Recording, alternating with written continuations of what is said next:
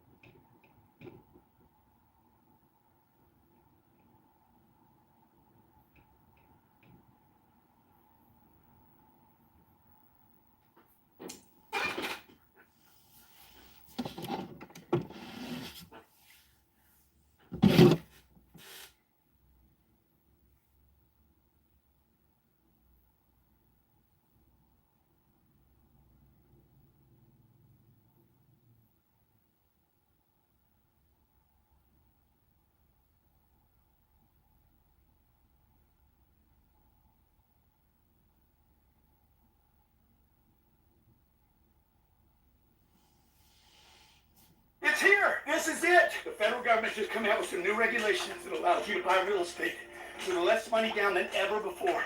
Less.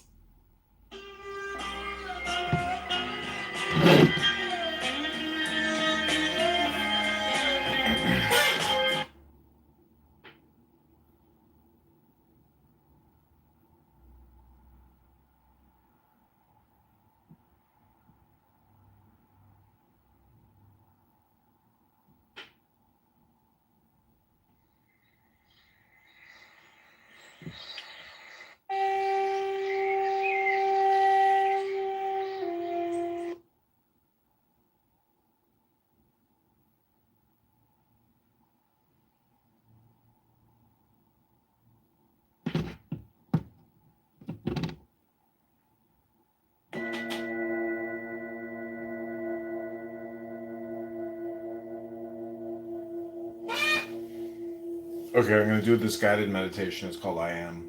Oh, Joy is here. Joy, wow. Rush.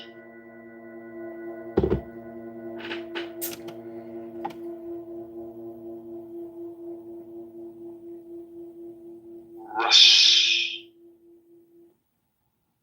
Tanya Toira.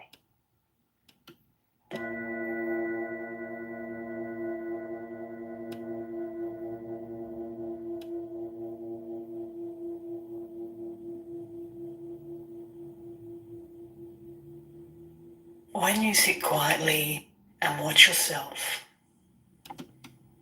all kinds of things will come to the surface. Oh, voiceover guy. Do nothing about them.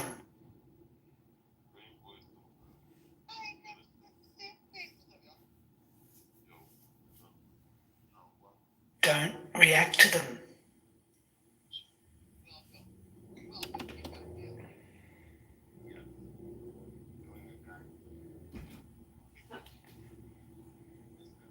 As they have come, so they will go by themselves.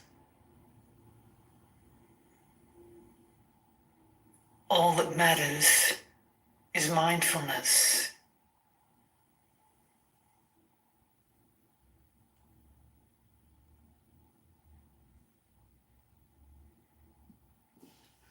Total awareness of oneself, or rather, of one's mind.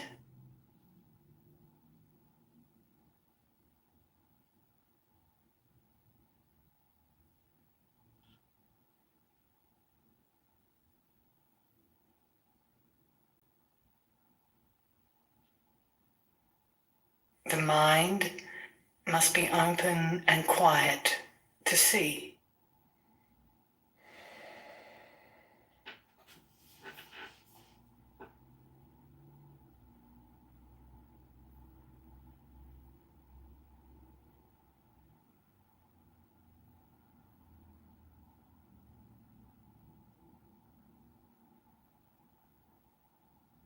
What we are trying to do here is to bring our minds into the right state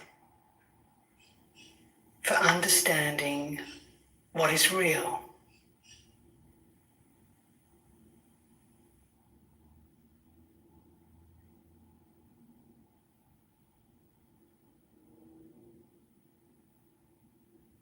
Keep quietly alert,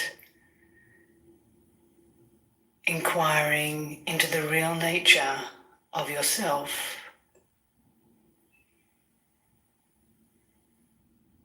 Relax and watch the I Am.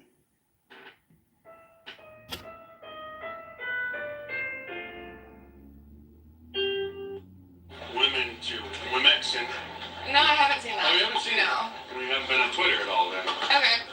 Good for you. It's causing me a headache trying to figure this out. Oh, I'm sorry. That sucks. If you haven't heard this, they're trying to rename you to Womexen because some feminists are offended that the word woman contains the word man. And they want. Okay, so I'm a feminist, so maybe not the person you want to ask about it. As a feminist, how does that make you feel? You're not offended by the word? I didn't even know that was a thing that was going on. This But wasn't a extremely crazy feminist. Yeah, I'm gonna go get Regular tacos. crazy one. Oh, okay. Yeah. Thank you. I'm non-binary, and not everybody who has a functioning uterus identifies as a woman. I had an abortion when I was 20. People at the clinic constantly read me as a woman and called me ma'am, she, miss. Having an abortion is tough enough without having to navigate constant misgendering. Have you heard about them trying to rename the word women to Wimexin? I wouldn't doubt it. You wouldn't doubt it. A lot of stupidity out there. Yeah. Did you hear they renamed the Museum of Man in Balboa Park to the Museum of Us? No. I wouldn't doubt it though. Wouldn't doubt it. People look crazy nowadays. It is crazy out there. It's crazy. Okay, thank you. What do you say a woman is? I believe that everyone can identify for themselves. Do you believe then that men can become pregnant and have abortions? Yes. A lot of people are calling for Neil Armstrong to be canceled for his sexist comments about man stepping foot on the moon. And you think we should have him canceled? I don't think so, but a lot of people are thinking that he should be canceled for his sexist statements. I mean, I think that there are a lot of issues with that scenario. I mean, I think someone needs to be educated and talked to. You think he needs to be re-educated about the gendered language that he used when he stepped foot on the moon? Yeah, I don't think he necessarily needs to be canceled completely, but I think putting in effort to educate himself and learn more and be proactive about like genders and statements like that would be a really good step in the right direction. Y'all weigh the freedoms of your constituents with the fact that we haven't had another map in Florida since Parkland since we passed these gun reforms. Thank you, sir. It's ma'am. Thank you. It is man. A lot of these crazy feminists are trying to change the word women to Wimexin. Mm-hmm. What do you think about that? Being a Wimexin yourself? I really don't mind. You don't mind? No, You think it's good and inclusive? I just don't care. You just don't care. Have you heard of the term Wimexin?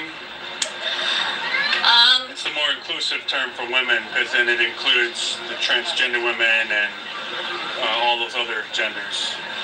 You think that's a good idea? Should we fix the word women? Update that for the... No, if you want to identify as a woman, you can call yourself a woman. I don't think you have to call yourself a womexin. That also seems a little bit extreme. A little extreme. I like to think I'm pretty moderate, so... You seem pretty normal, actually. I think so. I hope so. Pretty rare these days. Yeah. Can you provide a definition for the word woman? Can I provide a definition? No, Yeah, I can't. you can? Not in Okay. this context. I'm not a biologist. As a woman, are you offended that Neil Armstrong said it was only a small step for man, and giant leap for mankind? That's No, not fair. I'm not the offended type. A lot of people are calling for Neil Armstrong to be canceled for his sexist comments on the Just gotta moon. let it be. We're living in the same world. Let it be. Let it be. Talking about gendered language, have you learned about that in school? We're trying to fix the language, like changing mailman to mail carrier. I think that's a good Oh. idea. Yeah, So you feel better about the words that people use? I guess so. What do you think about changing women to Wimexin to include the female spectrum, including the transgenders? I have no idea. As a Wimexin yourself, you think that would be a good idea to help out? I wouldn't consider myself a womexin. Or you're not a Wimexin? No. Are you excited about changing the language so that it's not so gendered? You know, I am old school, and I kind of feel like it's gone a little too far. Oh, you think it's going too far? And I am like all about everyone is equal, but But normalcy? yes. So when they want to call you Wimexin instead of women, you think that's a little too far? Yes, I do. And my pronouns are she, her, and hers. And speaking of women, all of my designs are now available in women's tees from the newly redesigned markdice.com. Just click on the women's tab up in the upper right-hand corner. And just heads up, tomorrow, Saturday, is the last day to order.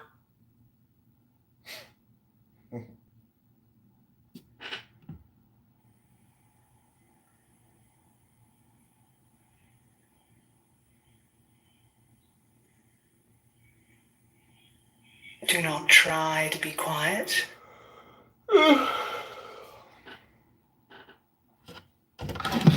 Do not make being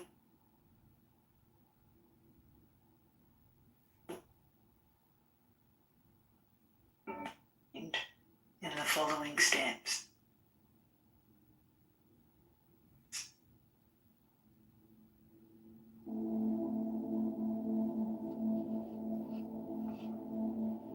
But only of that which see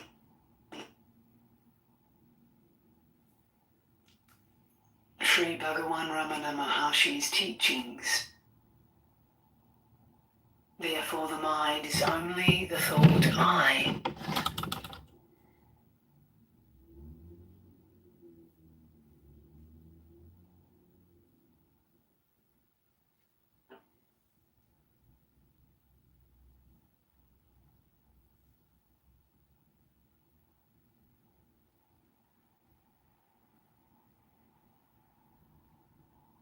Whence this I arises, seek for it within. It then vanishes. This is the pursuit of wisdom. This is always the true import of the term I.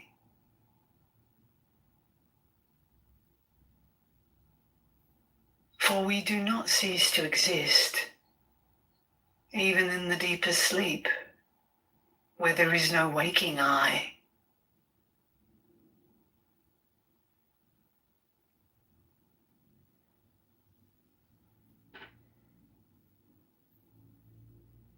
As there is no second being to know that which is consciousness. We are that.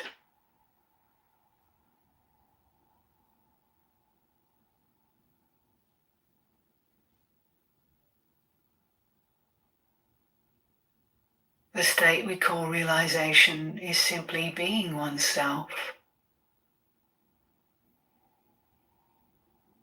Not knowing anything or becoming anything. If one has realized they are that which alone is and which alone has always been, they cannot describe that state. They can only be that.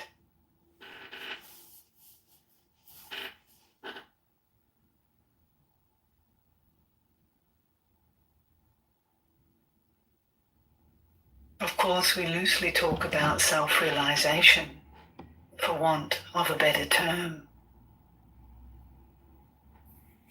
Back then, pretty much anybody who was eligible to be drafted was drafted when it came to the Allied forces. And so they said, oh, okay, we're just going to bomb the fucking shit out of Dresden. We're going to force your hand. That's that. I don't think that was a genocide. That was us just saying, like, and we can look at the 2 atomic bombs that we dropped on Japan. People are going to say, like, oh my God, that was horrific. And it was absolutely horrific. But it's just like, that was us basically saying, like, you know what, we're not losing any more people. We're just going to, hey, here's a couple atomic bombs. How far do you want to go? Yeah, and like, I don't, yeah, let's go to Samia, but just one thing. Like, Necro, you actually are really zeroing in on the key issue here, right? Like, even if you and I don't agree on this, at least peripherally, it seems like it, but like, look, the key issue is, what is the intent of the people fighting, right? If you have, so first, what's the context, meaning who actually started the war? Who's the aggressor? The aggressor in this case was clearly the Islamic regime of Iran, commanding and funding, right, Hamas, right, and Hezbollah, because on October 8th, Hezbollah was already firing thousands of rockets at Israel, okay? Hamas was firing tens of thousands of rockets at Israel on October 7th, and Hamas plus PIJ plus well over 1,000 Palestinian civilians, right, were murdering civilians in Israel at point-blank range. So that is genocidal by definition. If you have Hezbollah and Hamas and the Islamic regime of Iran, and all three in their charters, in their public speeches, and everything they say, they literally talk about, we want to wipe every Jew off the face of the planet. Not first of all, even if they said every Israeli, that also is genocidal, right? Because that's national origin genocide. But they say every Jew very openly, okay? So that is the fact that they didn't succeed, right? That they only, quote unquote, killed, 1,200, 1,400 people, right? Does not mean that it was not a genocidal terrorist attack. And so Israel responding, right? And Israel evacuating multiple millions of people repeatedly, providing 3,000 calories of food per day, stopping the war to give 500,000 Palestinian children in Gaza polio vaccinations, right? Literally, that happened a few months ago, right? That is the opposite of genocide, right? Israel using its own military to protect people like my friend, right? My friend and his aunt and his sister, they were evacuated from Gaza City to Khan Yunis, and they tried to leave earlier, and Hamas wouldn't let them. This was in the early part of the war. They evacuated, and Israelis actually provided them cover from Hamas fire. Okay, so Hamas took away their truck. They wouldn't want to let them evacuate. So at the end of the day, saying that 40,000 people dead. The other thing people all do is there's just so much lying about 40,000. 40,000 people dead. You actually need to take 18.5, 19,000 because that's Hamas fighters. No one's going to say Hamas fighters, killing Hamas fighters is genocide, right? It's not. So then you're left with, okay, you've got, 20, 21,000 people. But what they don't include is people who die of natural mortality over the course of a year. In a population of 2.1 million people, about 8 to 10,000 people would end up dying of natural mortality. But the Hamas terrorist, Islamist, Nazi Ministry of Health, right, because they're all of these things, they do not report on just old people and sick people in general dying. So if you take your remaining 22,000 and you subtract, let's say conservatively, 8,000 people, you're left with a unfortunate but relatively small number of civilian dead out of a population of 2.1 million people, where every second house is booby-trapped. Every second house, has something in it. Every second house and building has tunnels. And at the end of the day, that's terrible, but all of this could have been over on October 8th if Hamas had surrendered and given up the hostages. Israel's goal was not to sit there and kill 14,000 civilians or 12,000 civilians. Yeah. They are they're an unfortunate result of a urban war. And again, if you compare this to any other urban warfare in the history of urban warfare, this is the lowest ratio of civilian to military deaths. Go ahead, Sabina. Real quick, I was reading and then, real quick, I want to say something, Gabriel, right? You're saying how come they're not holding the Hamas leaders responsible, right? Israel's saying that they will take out the Hamas leaders. That's what they said. They took out Yad Sinwar, right? We saw that. No, that was the ICC. Yeah, I know. ICC said that they're holding Hamas responsible too. Look, I'm aware. It's Mohammed Deif. But what they're not doing is they're not holding the guys who are alive, who are in Qatar and Turkey, responsible. I get what you're saying, but here's the thing, right? This is the conundrum. These groups, like Hamas and these other groups, they're guerrilla warfare, unorganized groups, let's say, for example, right? They don't answer to the ICC, right? This is the problem. You're not going to get ISIS. Well, neither does Israel, and neither does the United States. A lot of the world doesn't. But they're not just like guerrilla warfare. They're actually the government of Gaza, and they were a 40,000 person army. Okay, so here's the thing: if you want to make the case that other countries, right, who engage in war, like for example, Bush. And hurry up. Oh, my hi cappuccino. Okay, once again, thank you. Yeah, what I was going to say is, if you want to make the case that America, let's say Bush, for example, should have been, taken to the ICC, you can make a case for that. But if you're going to make the argument that because something wasn't done in the past that was wrong, right, that we cannot do this now, is not a valid point. I personally think the ICC, playing a role in checking Netanyahu or any other leader, I think is a good step forward. Now, here's the problem. What I find suspicious: some of these people in the ICC, or like I don't know if you know the name of the woman. It's in my mind, but I forgot her name. What the hell's her name? Anyway, she's the leader of the ICC. She's the one. Some of these people, I'm not sure if they're ideologically indoctrinated, if they're just planted there from China or Iran or any of these other countries that are, against Israel. I don't know if there's that dynamic playing, because they're in there. But then a lot of people ask, right? How come America, which had a lot of power in the UN and all these other groups, they were getting away with war crimes? So I don't know what to say about that. It's something I'm thinking about. Gabriel, I get your point, but do you not think this could actually be leading to something possibly good if countries are very powerful can also be checked by another authority to audit them? So in theory,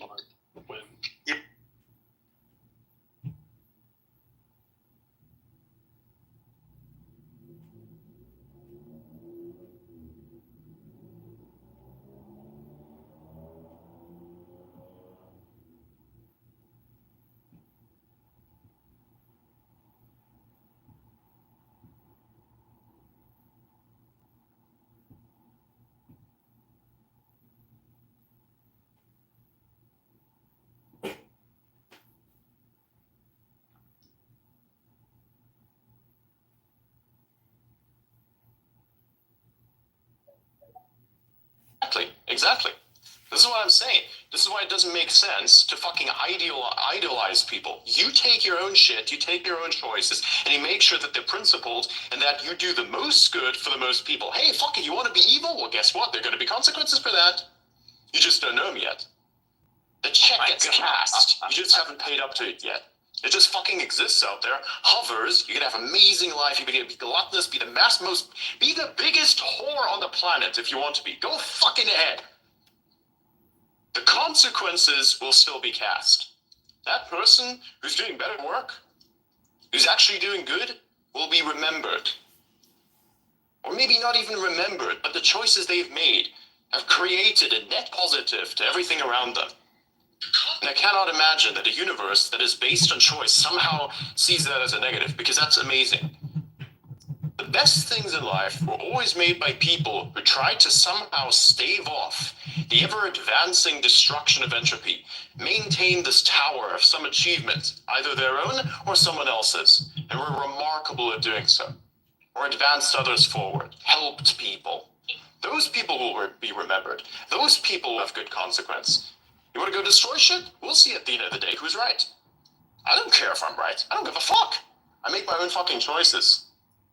And not based on some shiny guy in the sky, though that is a cool thing to think about. Arguably, of course. It's amazing. And I also don't believe in the ideals of someone else. I have my own fucking ideals. And you should too. And don't read it off of someone's fucking personal diary that should have been burnt, you fucking liar. You call yourself a stoicist. There's no such thing as a fucking stoicist. There's a thing called a narcissist. That's what these people are. Well, every single fucking one of them. There's no such thing as a stoicist. It's fucking bullshit. It's false. It's not real. You're not supposed to believe in it in the first place.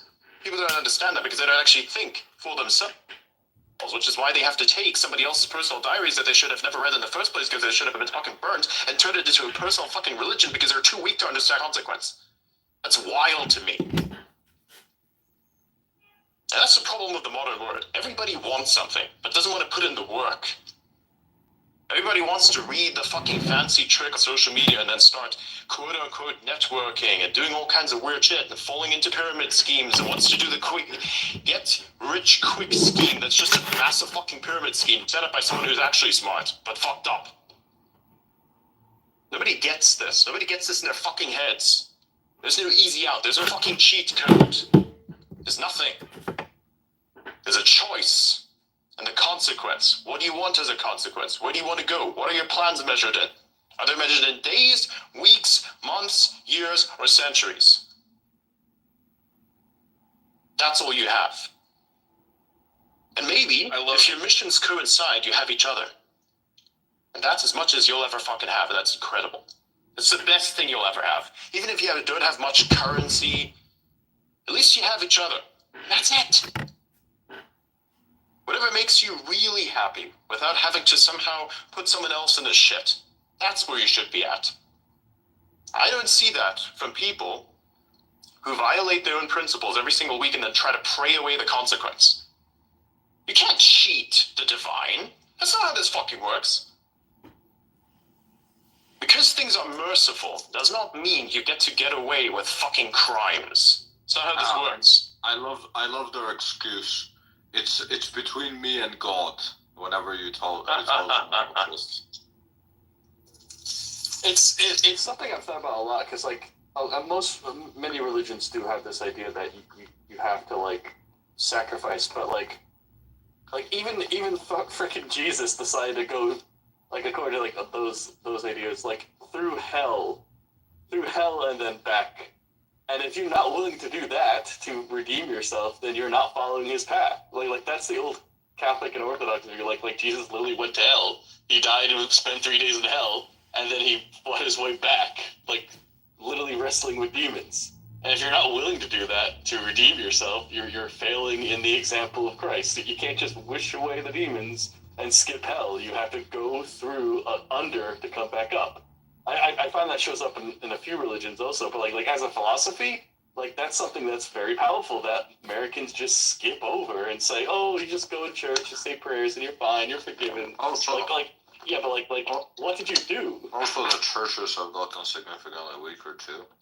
You see a lot of churches like they're not reading certain parts of the Bible because they're like, oh, this is gonna offend some people that are gonna come in.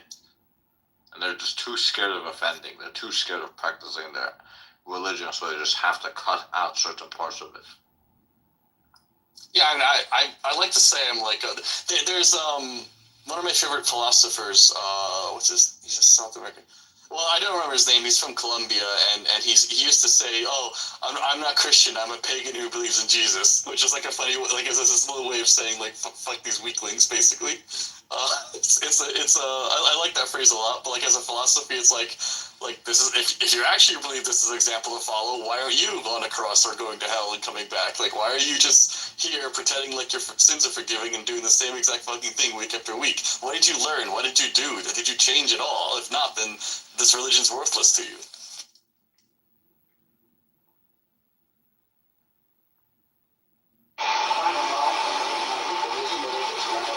And it's fucking stupid because, again, it's all about wanting to feel better about something you've done. It's always going to be that, in some way or some form. And instead of working hard on something, and instead of actually contributing to good, you just try to take the fucking shortcut. You always want something, but nobody ever is ready to talk about what you're willing to give, what you're willing to do for what you want. And what principles are you following in order to attain what it is that you want? Everybody goes ahead and asks for what they want. Maybe you have the ability to ask for what you want, but what are you willing to do for it? What shortcuts are you trying to take?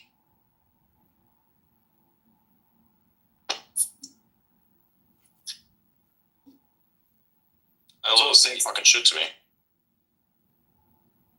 I love that you got your Stoicism rant in, and you also got your Warhammer 40K or your plans measured in weeks. That was pretty great. Absolutely. Some of your plans should be measured in centuries at some point. And hell, don't even plan, have goals, because the plan's never going to work. Trust me, there's no such thing as a fucking plan. In a probabilistic universe with things that are deterministic and beyond your control, then basically the idea of a plan simply does not exist. You can set goals and say, okay, most likely we're going to achieve that goal. Say, for instance, set the goal, hey, I'm going to be on time on this day at this location.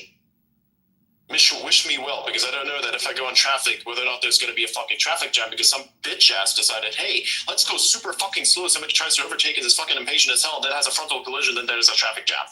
Right? Something like that. You don't know whether or not that's going to happen today. Or somebody hits a horse, somebody hits a cow, somebody hits a deer, somebody hits a dog, somebody hits a cat. You don't fucking know this shit. It's a probabilistic universe, and the determinism is supposed to be you getting towards a certain goal. And having arrangements to say, oh, fuck, hey, something fucked happened on the road. There's a traffic jam. I'm not going to make it on time. Will you still be able to see me, say, in 2 hours? Or if we can't make it in 2 hours, in a day or 2 days? All that shit matters. Oh, and then fucking be on time. Jesus Christ, man. I fucking hate it when people aren't on time. I always leave early to be on time, but like there has been like a few cases sometime where I've like left like 14 minutes early and I'm still like 2 hours late because like the traffic was literally that fucking bad. Exactly. It's a very, very strange random universe. And you're in it. Everyone is in it. They all want to make their deterministic goal set for it. And your goal set competes or is in line with somebody else's. That's it. Someone once told me very black and perfect white. plan. It's very black and white. And there's a lot of blacks and a lot of white spots in something in this context that exists. It's like binaries, like a lot of ones and zeros that add up to something completely different than just the one or the zero itself. It's a beautiful thing. And then people will have to say, hey, you know, there is more than just black and white in the world, more than just 1 and 0. Actually, there's not. It's a very binary universe. It's a very it is or it isn't type of thing. There's complexity to the is or isn't that expands beyond it. But it's always between either you do shit or you do jack shit. That's it. That's your fucking choice. Do jack shit or do shit. Your fucking choice to make. And whatever that choice leads up to, that's your tree to follow. That's how it all fucking works out. Someone once told me, and ever, like, I don't want to hear from anyone ever again in my fucking life that there's a gray area, because there's really no fucking grays at all. There's no such thing. It's just complexity that people look at. They can't understand what that complexity is. They can't separate the ones and the zeros from each other. So they just say, oh, fuck it, it's just a bunch of ones and zeros that are now just fucking gray. There is no gray. There is your principles and then there's your decisions. These are very opposite things, but they both have a... It's a very binary, but somewhat of an infinite tree of possibilities. It's very strange. It's a fractal. It's massive.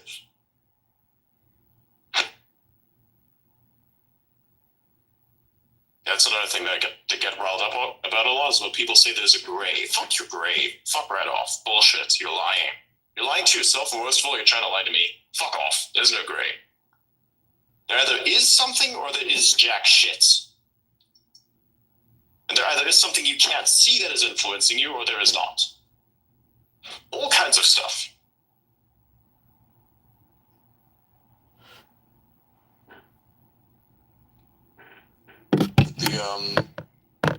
The perfect plan will fail when one thing goes wrong. The perfect principle will adapt to anything that goes wrong. That's something I was taught years ago by someone. Black and white.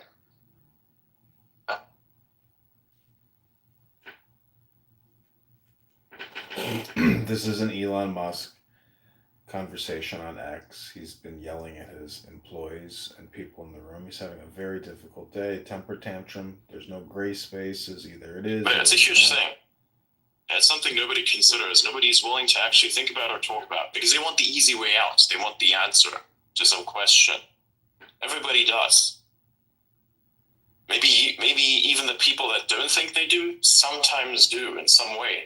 But they pick a problem that's bigger than all the other problems and make that their primary goal. Because they know that that problem is so big that by the time they solve it, they don't even give a fuck anymore about anything. They just know that they've solved it. They now have peace. You pick the impossible goal that is practical. You can achieve it. And then once you're there, you're like, fuck man, I made it. Then you think about the next problem perhaps. But you don't even need the easy way out answers. You're going to find those along the way. And that is true for almost anyone. Out of anything, even. Oh, and you're never going to be ready. That's another thing as well. You're never going to be ready. A lot of people say, oh, I have to be ready first. There's no fucking readiness. It doesn't exist. You look for the time that's right, perhaps. You kind of time it and say, oh, you know, okay, fuck it, let's go, baller. In we go. See what happens. There's a little determinism in this random universe. You know? Nobody's ever fucking ready. I keep telling that to everyone. Everyone is like awkward with themselves or is like afraid of a particular decision for which the only path forward is the best way through. I say, dude, no one's ever fucking ready. You just fucking do it. You figure it out along the way. Or you find somebody who can help figure it out with you if you're lucky enough. In my case, I wasn't lucky enough. I did this fucking bullshit on my own. All of it. It pisses me off. That's besides the point. Right? Adrian, What up? can you look at what I just sent you? If I could get my phone to power up. I should use this phone as my primary because the battery in this thing is fucking insane. I'm using it at max performance mode right now, and it just doesn't even drop a percent, basically. It's fucking crazy. It's a thick brick. Like, you could knock somebody out with this phone if you threw it in their face. It's a thick motherfucker. You know, like the half-court shot in those movies with a tin can? It's like that. Alright, where did you send it to me? Signal. Alright, let's take a look. Can you tell me how the fuck this is even possible? That's gonna be fun. Alright.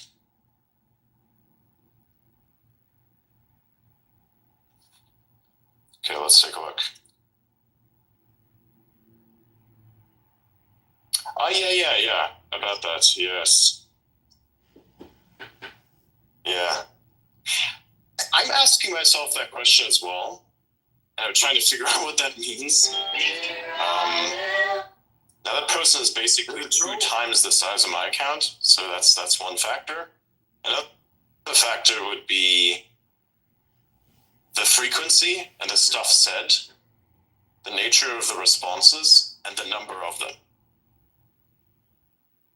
Okay, but, like, I don't think the fact that they're twice your size, I don't think it would make anywhere close to that. Yeah, it would. Would you? With those types of posts, easy would make like 10K, easy. I'm just not willing to do that. Are you talking about a certain Asian girl? Yeah. Alright, I just guessed. So my thinking on that algorithm was that the algorithm, the payments would reward content that gets DM'd out of the app. Right? No, basically the way that it works is you have a post, you have a bunch of responses on that post, and the responses have to be from people that are verified. The responses themselves have to be contextually linked to the post itself. Now you can define whatever that is for you. If you say have unrelated, and you can define this as something, unrelated responses, then it's not going to count towards any shit. It's going to be fucking stupid. It's not going to have anything to do with anything. But realistically, it's all about the number of replies you get, the activity you put into the app, and that's about it.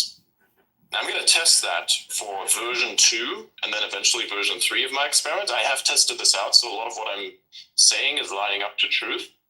So of course, I'm going to figure out how to basically come up with more cool stuff to post about. So we're going to up the posting frequency. We're going to see what that looks like in a couple 2 weeks. Also, I'm going to be doing a lot of stuff as well, so it'll be challenging. Then we're going to basically, after that, we've assessed that, we're going to double that fucking activity. This time we're going to add the news back into the cycle. So you removed all news from the timeline. So I'm doing experiments. I'm removing news. So the next thing, we'll be adding news into that, and that's how it will make sense. At this moment, I'm the only one who's actually making experiments and getting enough insight for it to actually scale. Oh, also rage bait is not going to work. It kind of works a little bit, but it depends. Impressions also don't count for much. It's all about the engagement. That's why people post like fucking jackrabbits. And that's it. Yeah, I'm just seeing that makes a lot of sense. Replies. That probably is pretty key too. What happened? Replying to the replies, right? So if you want to crank up your revenue, you got to reply to the people who are replying to you to encourage other people to reply. Nope. Bullshit. All of it's bullshit. Nope. Dog shit. All the way through. Well, again, you just look at that account. No, it's 100% dog shit. It's bullshit. All the way through. Look, that person doesn't respond to anyone who responds under their post. Look at it. Yeah, but obviously, if you reply to, people want to talk to high follower accounts. And so if you, reply to your replies, you're encouraging other people to reply, which then feeds into the algorithm. Not entirely. You have, a list of people that you want to respond to, and you have like a quota of how many small people you respond to, and that's kind of what that is. But that's a very small limiting factor. I got my first ever monetization check today for 2 years worth of rage baiting or rage, whatever the hell that's called, engagement baiting. See, these are people, the ones that you reply to, these are people who are also themselves like reply guys in a sense as well. Which I don't want that. I don't want to have to meet like some sort of fucking quota of responses. I will put a response out there if I want to. I don't give a shit about much else. I'm going to run through these last 2 experiments and then come up with the results. And I'm pretty sure that these results will be conclusive. Then I could probably add a 3rd experiment in there where it like kind of increased responses. And then we'll see how that all works out. But at the end of the day, I will have my answer. And my answer will be the most accurate because it has very little to do with the algorithm and has everything to do with the responses. And the fact that they're contextual and that they're unique. So for instance, unique comments are not like 2 comments from the same person. Unique comments are 1 comment and a bunch of other comments under that comment from people who commented on that post. Like, believe me, I looked into this. Everything that everybody else says is complete bullshit. And everybody who follows that advice has dog shit performance. So I'm like, it's almost like it doesn't make sense. I mean, everybody shifted their strategy from, hey, we're going to do this for monetization, right? They shifted their strategy to that. Then their fucking shit went down 30%. Then they said, let's abandon the strategy. Shit goes back up again. I'm like, what? Then they try another different fucking strategy that is based on recommendation systems that you can't see. And then it's like, oh, hey, well, wow, oh, fuck, it didn't work. I wonder what's going on here. It's almost like the system that is supposed to fight manipulation can detect that I'm manipulating it. Ooh, la, la. Bullshit. There is no such thing as an algorithm expert. They're all bullshit. All of them. Every single one of them. Don't fucking believe anything you see. It's all nonsense. I will never talk about algorithms because it's all bullshit. Is the goal to maximize like user time, and then does like X like look at like my pupils dilating? Some people have been speculated. No, it's bullshit. That's speculation is complete bullshit. It's true for probably TikTok, but TikTok, right? Exactly. Which also has a better recommendation system as a result of having more data, as a result of having more users, because everybody's a fucking dead drone that looks at you. So, let's see what you think of that meme format, Adrian. I just sent it to you in DM, but it's on my profile, so if you want to take a peek. Oh my god. Oh my god, no, I cannot post that shit. You could post that, but I can't. I already did post that. Yeah. Actually, no, delete that and repost it again, because the edit you made makes it look fucked up. I know that like a lot of my art friends. Am I audible? Yes, you are. Yeah. Test. Oh, okay. Sorry, never mind. Yeah, but no, it doesn't make any sense. Like all these recommendations that people give you, it's all bullshit. You try them all out, they all fail. Say, if any one of them worked, why are people still complaining about it not working? Hello? Is like anybody not waking up to the fact that it's not working? Again, it's a very simple thing. How X works is it wants you to put on content. It wants you to put on content that people care about, that gives organic engagement, that has interest, that is spoken about, sparks trends. That's what people want. That's what the system wants. That's how the system works. Beyond that, everything is bullshit. Everyone has tried to tinker with, quote-unquote, the algorithm. You won't be able to figure out how it actually works at the moment. You can look at the open source version, you can look at how sorting works, but it's basically like every other algorithm. You can see what things are being suppressed and what things aren't being suppressed, and you're like further along than you were before if you didn't know any of those things. But realistically speaking, none of it makes any sense. I have a question. Bad words, for instance. People had like a fear of bad words being introduced into like the system, and then people saying, "Oh my god, I put bad words in my post. Now I'm gonna have less advertising revenue." I'm like, everyone censored themselves. I was like, nope, fuck it. This guy said rape. This guy said assassination. This is this. This is that. This is that. Fucking 100% news. Put it all out there. Nothing fucking happened. My shit was up 30%. But what if I chose things cause people to close the app.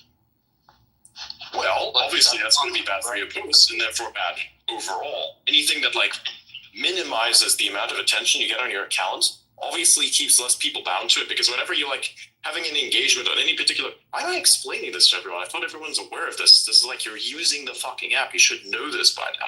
Very simple thing. Let me break it down for everyone. There should be no question about it because everything else is bullshit. I don't have any patience to adjust whatever fucking bullshit theories people have in their heads. They're all fucking wrong.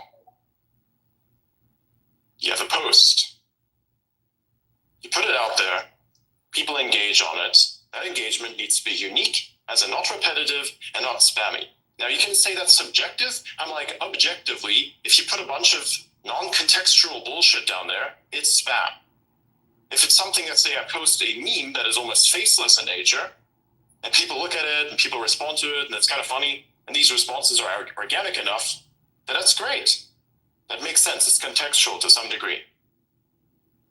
People are able to find it. That's how a meme becomes trendy. It's all contextual. Now, you also want to make sure that people actually look at your post and enjoy it, as in they spend the most amount of time on it, because that again gets it to spread further. And this is important because if it spreads further, that means a potential for more comments, and those comments, of course, add up to your revenue, right? Further along. All of that should be organic. You should never try to force the fucking system. It can tell that you're trying to fuck with it. Post what you want to post. Don't post bullshit. Right? Stuff that's just literally zero interest.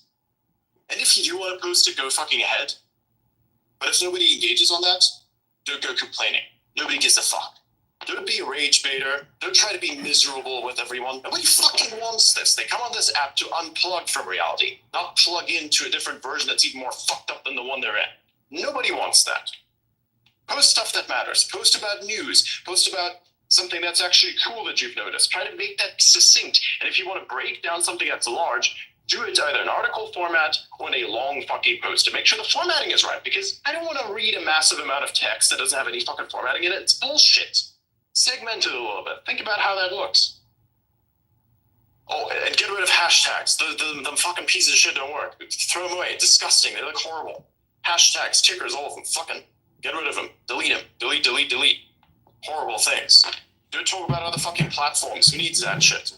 Oh, hey, YouTube drama. Nobody gives a fuck. All that kind of nonsense. Focus on your thing here. Focus on creating for this thing here. And try to expand on that. It's a very simple concept. And also no outlinks. I've found that if I used to post a lot of art, and like if I posted like one piece of art that I worked on pretty hard a day, that would get me like $400 a month in revenue. If I posted a ton of shit all during the day, it went down. And obviously if I posted not at all, it went down. It's because you still get the same amount of responses to all the stuff that you did, and you were just oversaturating the system. Exactly. That's what I was saying. You can post at a certain size, and besides your account's not big enough for that.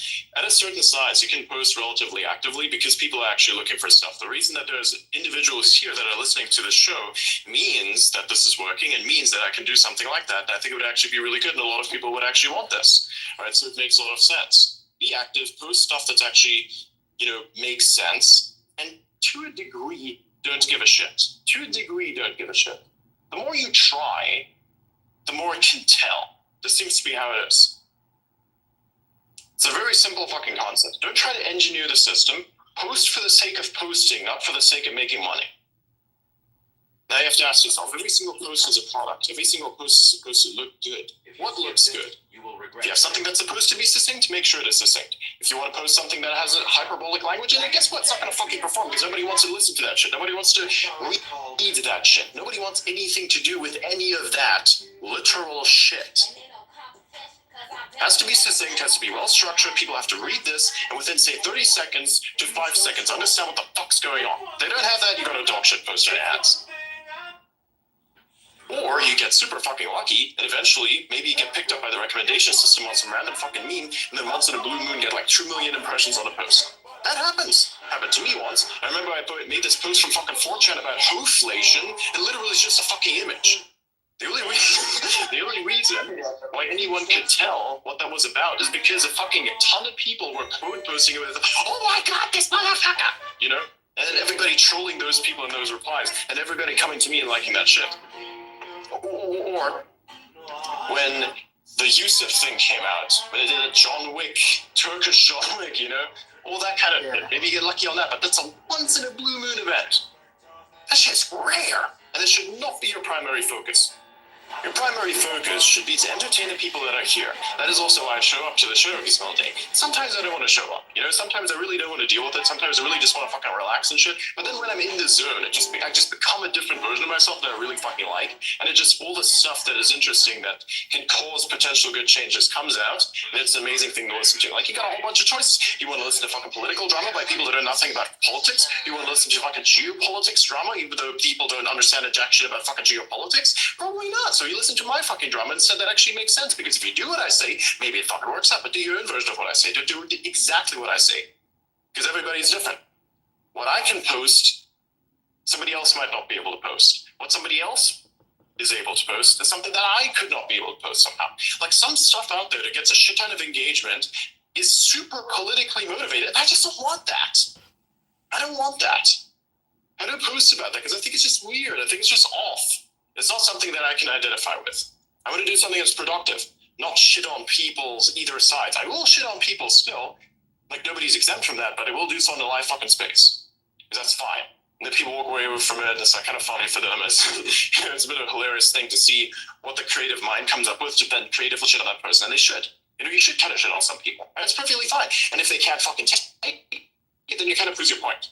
You know, if somebody were to fucking shit on me, expert mode, you know, like insult my existence to some degree, like fucking what they do on r/Muskman on fucking Reddit, I would laugh my ass off. It's funny to me. I look for it. I fucking laugh about it because it's so fucking stupid. You know? That's what it is about, you know? At the end of the day, again, go back to the post subject. Post what's good. Post what you think actually will sell. To manipulate people into it. Just kind of think, hey, would I be able to say this in front of hundreds of people? Is this something that hundreds of people would actually want to hear or think is funny? It's like stand-up comedy. It's kind of what that is. But you're trying to mix stand-up comedy with something that is technical. You know, in amongst this, you have like some insight on the economy. You have some insight on reproduction, like you over here. You fucking posted that thing with, you know, the line at Walmart where there's less children's toys than ever before, and I quote posted that and said, "Holy fucking shit, man, this is crazy," right? And you get some responses to that. It's pretty cool. Your post performs, my post performs, all that shit, you know. It was Costco, by the way. No, Costco. Sorry, my bad. They all fucking are the same. So I can actually speak on this a little bit, because I actually grinded from 0 followers to 58K, and I'm not anyone important. And so, and the important thing about that is that if you're not important, you don't automatically pick up followers. So like, you have to grind everything out through content. And so the one thing that I would add, and Adrian touched upon it a little bit, is you have to be your authentic self, and you shouldn't turn yourself into a product. If you turn yourself into a product, then your account becomes a full-time job, and you can profit off it with the monetization, but you'll be miserable because you don't feel like you can actually post what you want to say. So if you're in social media, into X, over the long term, don't build a prison for yourself by restricting yourself to a single topic. So do everything that Adrian said, like create value for people, give it to people, but be your authentic self at the same time. So you want to be the best version of yourself. I don't always do this. Be the best version of yourself, give value, but be unique you. Because otherwise, you may have a lot of followers, you may even have good monetization, but you'll be miserable. Absolutely, man. This becomes another 9-to-5 job that you actually don't want. Yeah, some people, of course, they do have fun. Like what you mentioned, you can actually turn this into work, and it becomes a job that you're actually happy with. And I think a lot of people here, you can actually see that in their posts, because the way they post is like very particularly focused, and it's like you can tell, right?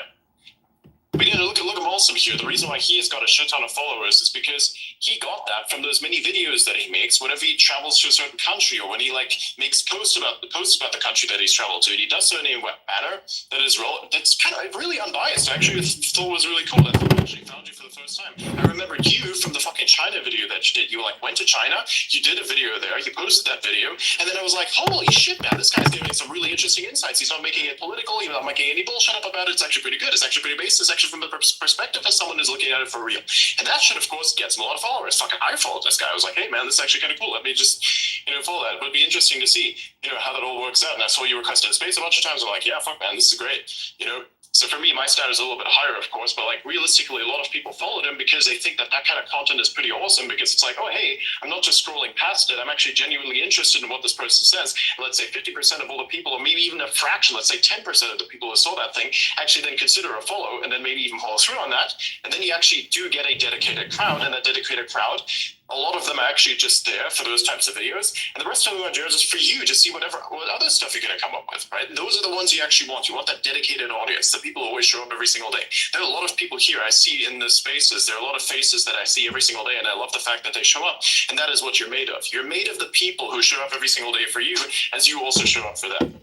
If you do the live show, for instance, so let's say if you make a post, whatever they like, on their lunch break or whatever they happen to do, they just see your content like, oh, hey, look, there's another thing that they posted. That's also why Elon is so successful in his engagement, right? It's because a lot of people are genuinely interested in whatever this guy's going to put out next.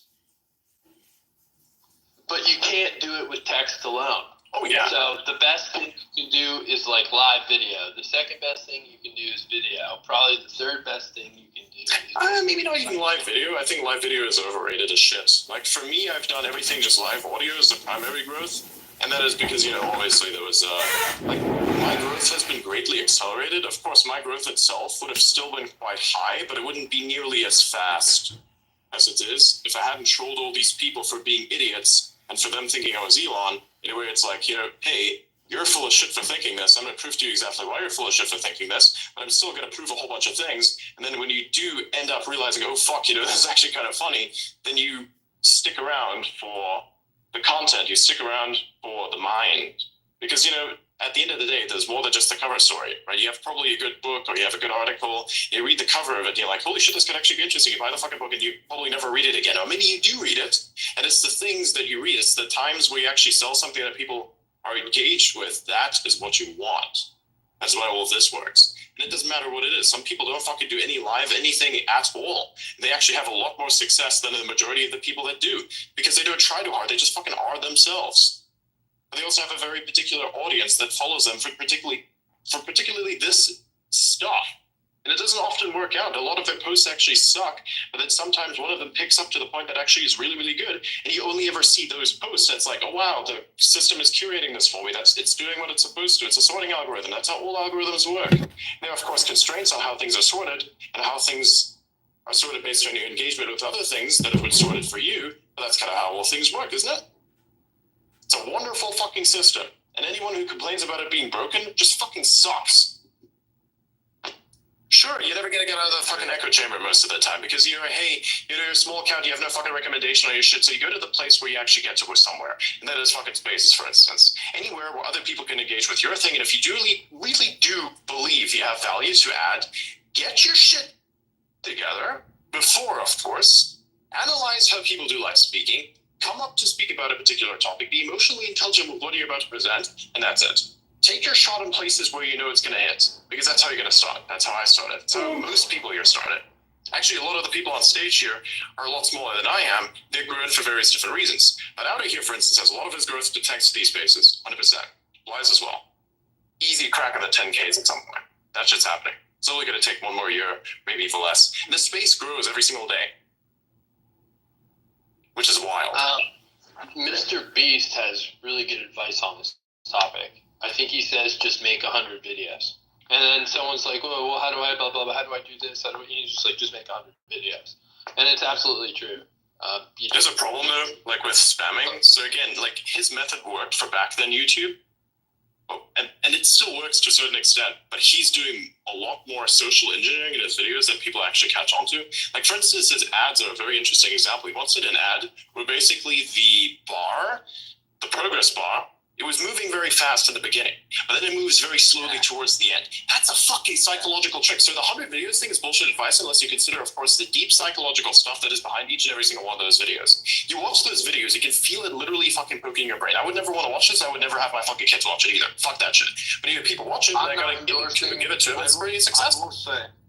Okay, wait. I'm not endorsing Beast. I don't like Beast. Yeah, no, but he made it interesting. The comment is interesting still, but still the context behind it, I think, is more interesting than the content itself. It just depends on what you want. Yeah, but there are some things that you can. Just one quick point. I'll let Outer speak. You don't have to cheat people. When you make those 100 videos, you learn things like, oh shit, the first 2 seconds of my video are absolutely important. And then like 2, I need a hook, something like these are the top 5 reasons. And as much as Mr. Beast may suck, like I did crank out like 100 videos. I had to do 60 videos on TikTok before I got one to work. And then consistently I can get them to work both on Twitter and TikTok if I want to. So yeah, Mr. Beast sucks, but I still think it's good advice. Yeah, I will say that social media in general isn't really as much luck as they've made it out to be, as a lot of people have made it out to be. Like if you see people that know what they're doing typically manage to make like pretty successful channels when they've started from scratch as like experiment. Like several people have like shown that you can like start channels from scratch without like showing your own face or like tweeting it out anywhere, being like, this is my new account. They can just literally start an account from scratch, and within days they can get thousands of subscribers. So it's really more about knowing what to do than it is actually about luck. Talent too, it matters. Yeah, but less so about the talent itself, but its utilization. Utilization of talent is, to me, I think, much more important than the talent itself. Let's say, imagine you're really talented at singing, but you're a piece of shit.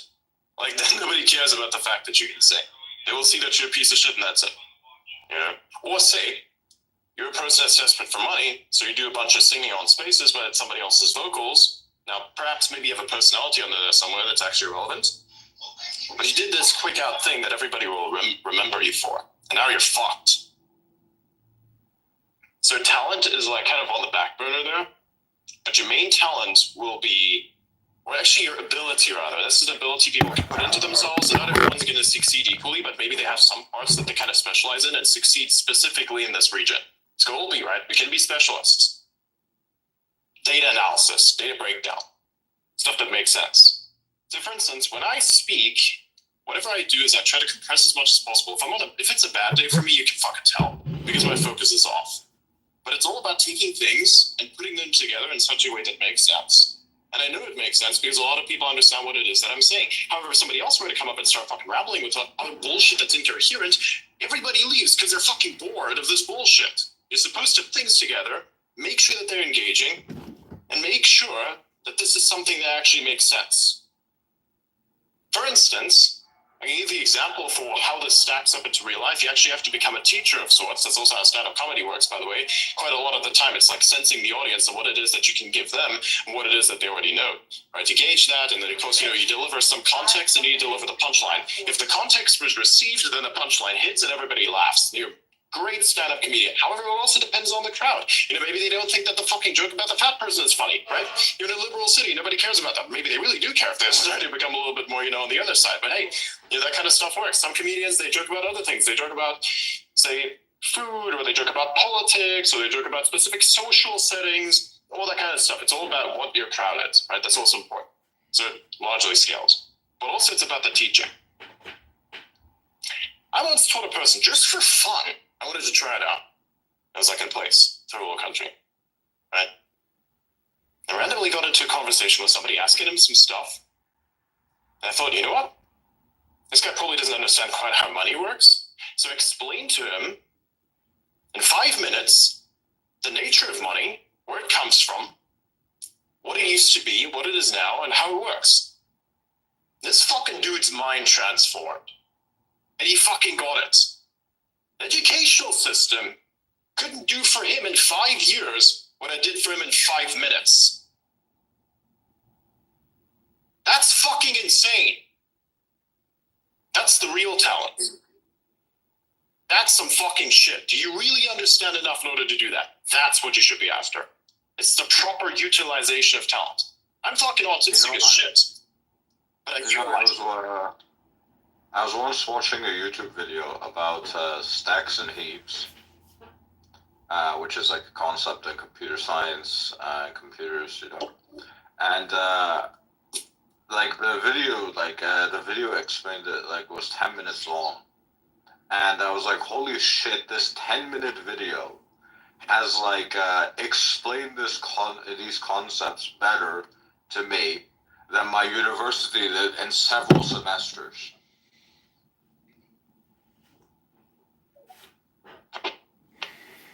It's like Feynman explaining fire for the first time. I won't be able to do it, but I'm sure Adrian knows it better than I do. An oxidizer, freedom, fire is freedom.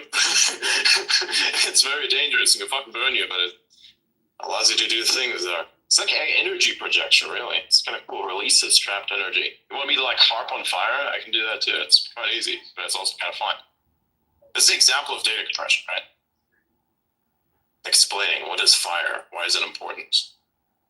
This is a number of reasons. How it works. Yeah, how it works. More than just something that's bright and warm, but literally what's going on from a first principles perspective. Dude, it's even cooler. You can look at it chemically, or I can look at it more generally. For instance, saying, oh, hey, let's take a piece of wood.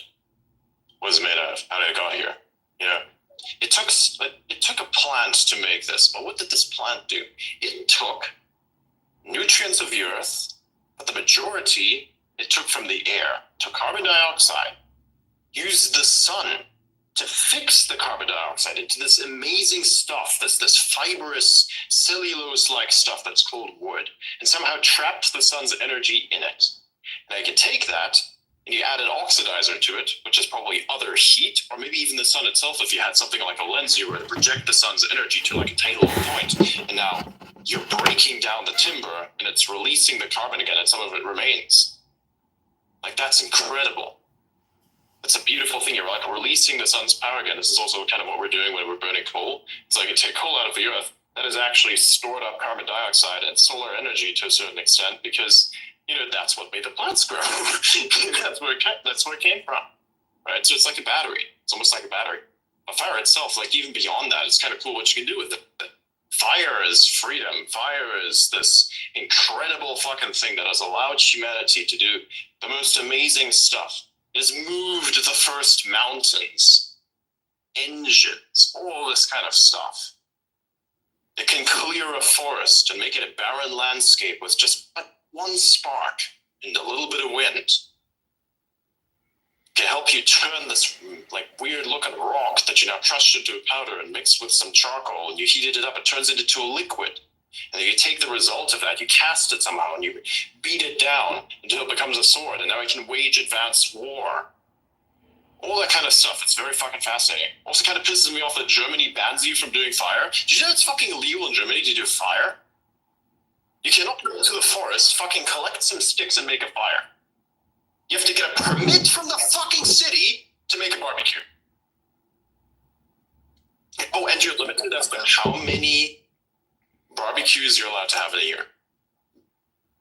And where you're allowed to have them. Is Tesla able to get enough power at its plant in Berlin? At the moment, yes. But if the arsonists come around again, probably not. Oh, is that a thing? They try to light the plant on fire, that's how the plant shut down before. A bunch of quote-unquote climate activists. I'm going to say quote-unquote climate activists because they were retarded enough to burn down the plant that is manufacturing electric vehicles that reduce emissions. If you're stupid enough to fucking do that, then you're not a climate activist because clearly you don't understand what you're doing. Because that's kind of stupid. Wouldn't it be fucking stupid that the thing you campaign for, which is electric vehicles, that you then take the thing that's manufacturing those electric vehicles and you somehow put it to a stop because of quote-unquote climate. Even though what they do causes less emissions and what they produce reduces emissions overall. Like, wouldn't that be kind of stupid? It would, right? It would also kind of separate you from the concept of what you're trying to protect, which is the fucking climate. Like, I protect the fucking climate. That's why I like this kind of stuff, right? Obviously. Are you familiar with the conspiracy theory around Soviet Russia and nuclear power in Europe?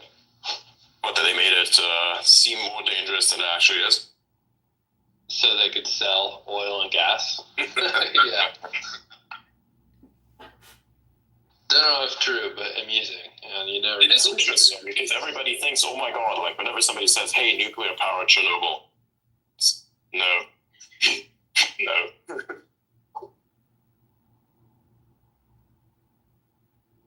That would be some pretty high-level multi-dimensional chess. It worked, don't it? I mean, I don't know. It's possible. It doesn't seem like it doesn't seem actually that expensive to market people into having a new ideology and then enforcing that ideology on others in a way such that you have like one ringleader who's like, guys, we're going to go start a fire at the Tesla plant. And then the other people are like, oh, we got to do it too because we're all part of this like socially cohesive unit. And I don't want to be judged if I don't do it. And I feel like I'm part of a group, things like that. Absolutely. Agent provocateurs are a time-honored deep state tradition. I would not ignore the possibility of that at all. And that is especially common, actually, in environmentalist movements. Like, even the FBI does that shit.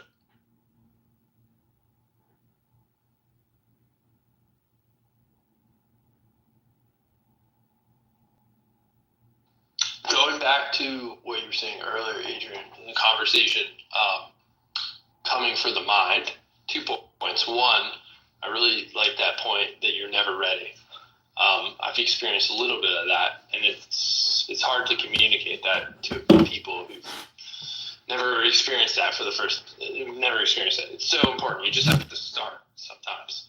And then the other thing about coming to the mind is I got up in this conversation and I heard you and Wiggle and this other guy who used to come around who's a little bit older talk about Tesla a lot. And I bought some, and I told someone else to join the conversation, and they bought a lot too. So there's something to this, Holy shit. I have contributed to the Tesla stock. Tesla stock price going up.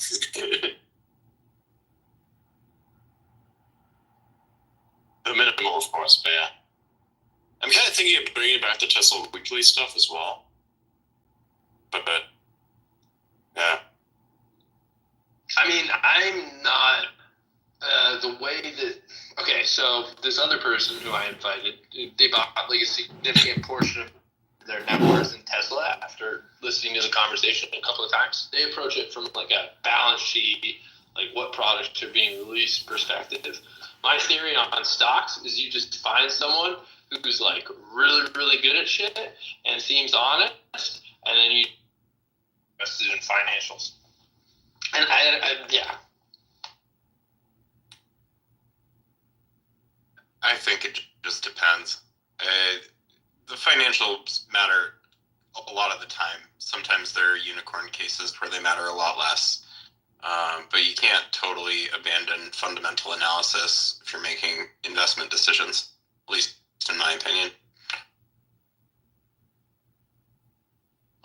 All right, so we'll switch from Tesla to Bezos, right? So Amazon superficially had horrible financials from, I think, its founding until about like 2004, 2005. And, but if you look at Bezos is probably like the second best profit-oriented builder founder in the world right now.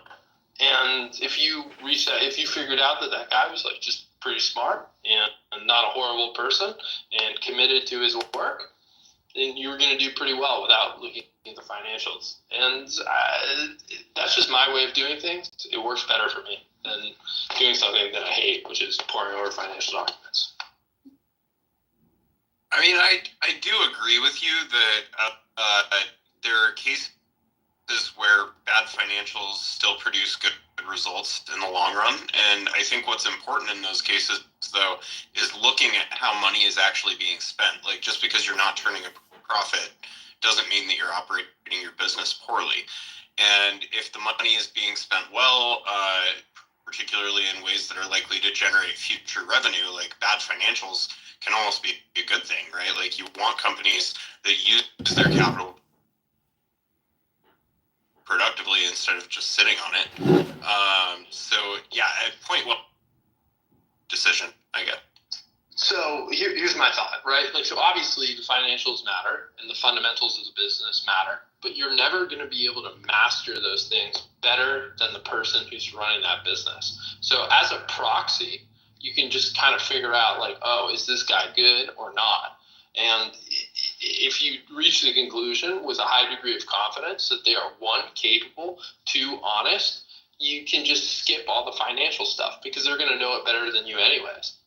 And so the financials are only useful insofar as the financials and the business operations are only useful insofar as it tells you about the person who's running the business.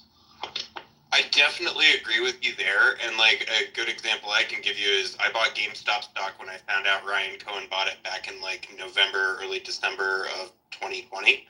And I bought it because I know that he's done a great job with his businesses and that he's got a reputation as just being a super straight shooter who turns, companies into pretty big successes. And so I was like, sure, why not? And that ended up being one of the better financial decisions, that I've made in my time investing. And it was based purely on a person that I trusted and bad company financials at the time, right? Like, you had to buy into this story about all the shorting that was happening, which turned out to be true. But it wasn't something that you could just like look at their balance sheet and say like, oh yes, easy buy. Well, so the beautiful thing about that is, did you spend a lot of time in making that decision?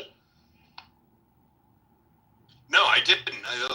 I was saying, it's a case study that shows that you're right. Like, sometimes that is the right thing to do.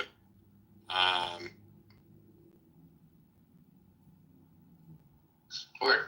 I don't know. I think that's it's just another way to do it. People don't really talk about it, but it's just another way to do it. Yeah, I think it's important to know the person that you're investing in well. It's almost, at that point, it's almost like buying like NFTs or cryptos. Sometimes you're investing in people more than the actual project. A quick question for everyone, and maybe it's stupid one, but has anyone figured out a way to listen to spaces and get work done at the same time? Because I think like listening to music, or like probably listening to stuff that you don't instantly kind of jam with, is probably a better idea than to kind of like try to consume content and read an email at the same time. I kind of like glaze over whatever I'm hearing.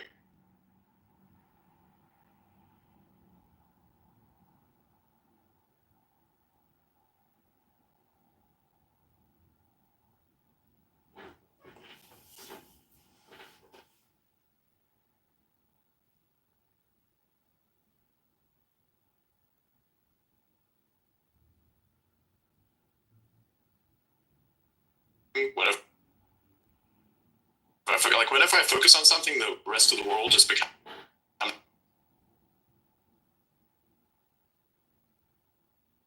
kind of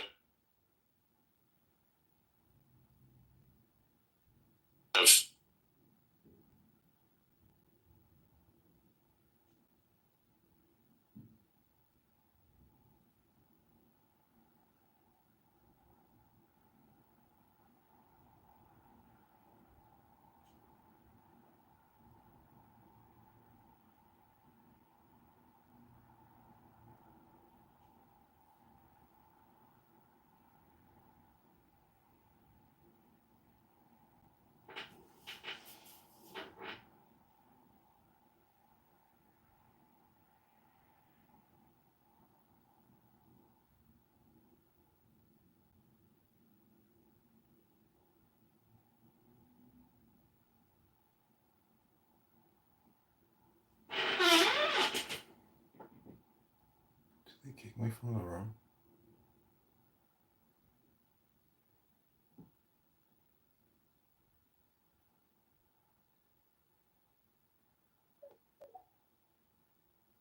One of the things that helps me with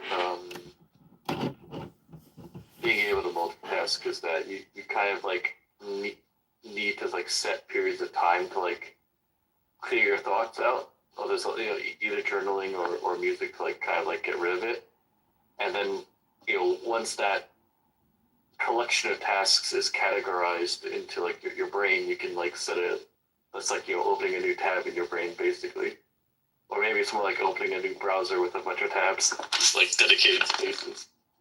But at least for me, I find that like music with no vocals, just like repetitive beats,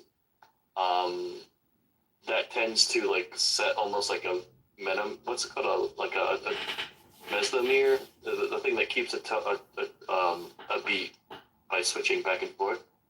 It's kind of like that kind of music that like it's repetitive and metronome. Yeah, it's like if I have music that's similar to a metronome or something, it allows me to like. I almost want to say whatever I'm doing gets like put on each tick of the tick. So it's kind of like I'm treating my brain like a CPU and like categorizing operations onto the tick of the music, and I find that keeps individual tasks in their own zone on a tick, so that they don't get like confused between each other. At least that works for me. I tend to like listen to organ music or like abstract weird like German sci-fi sounding music from like abstract artists, experimental artists.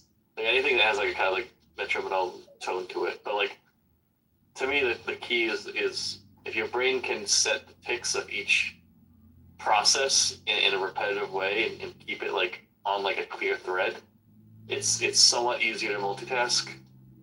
If it's all going at random intervals all at once, it all gets combobulated, and at least for me, I just can't focus.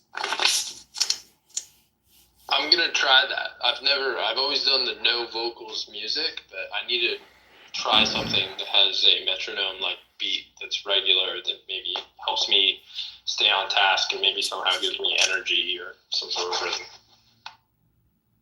I'll recommend something that I got addicted. I found this artist like years ago, but there's someone. If you Google search OCP organ remix or OCP organ reworks, it's like an album on Bandcamp. I find that the way in which it's like kind of like the first song on this album, I use to like clear out all my brain, like everything that's in my brain. The second one's kind of like also good for that, but it's very loud. And then the rest of them are good for like playing while I'm working and keeping everything organized on a tick. I'll usually listen to the first one to like go to bed faster. I try to create like almost like a Pavlovian response to certain music that is like gentle, and my brain will just know it's time to go to sleep because it's I trained it to like hear that sound and go to sleep. When I was a teenager, I actually used Half-Life 2 soundtrack for that. The abstract music in Half-Life 2 was really good for that.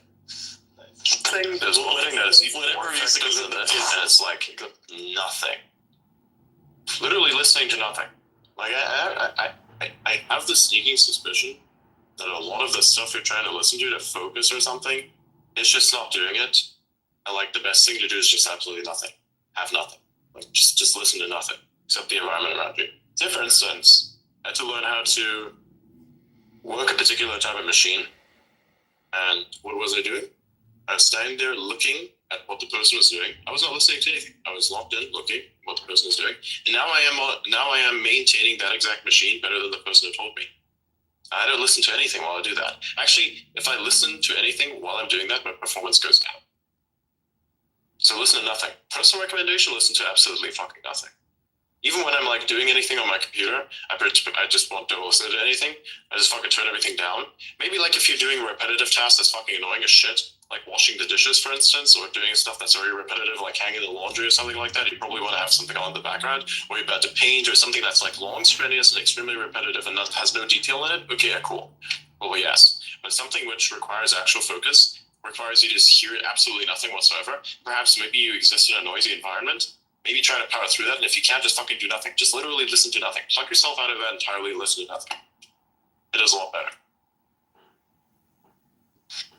If I'm learning a new task, absolutely. Like I can't be distracted if I'm like reading a new book or like new information. But if I'm like producing work, I need something to keep my brain focused by like. There's always that part of my brain that wants to go do something else, and that's the part I shut down.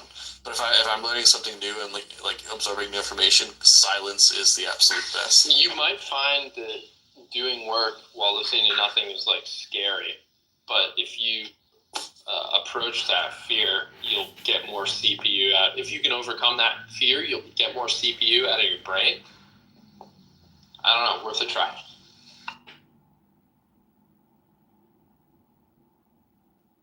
I understand that I just contradicted myself here by saying that like music without words is really great, but now that I think about it, the few times where I've worked silently, it's almost frightening in a way, because it's just like you and your thoughts. You can't look at your phone.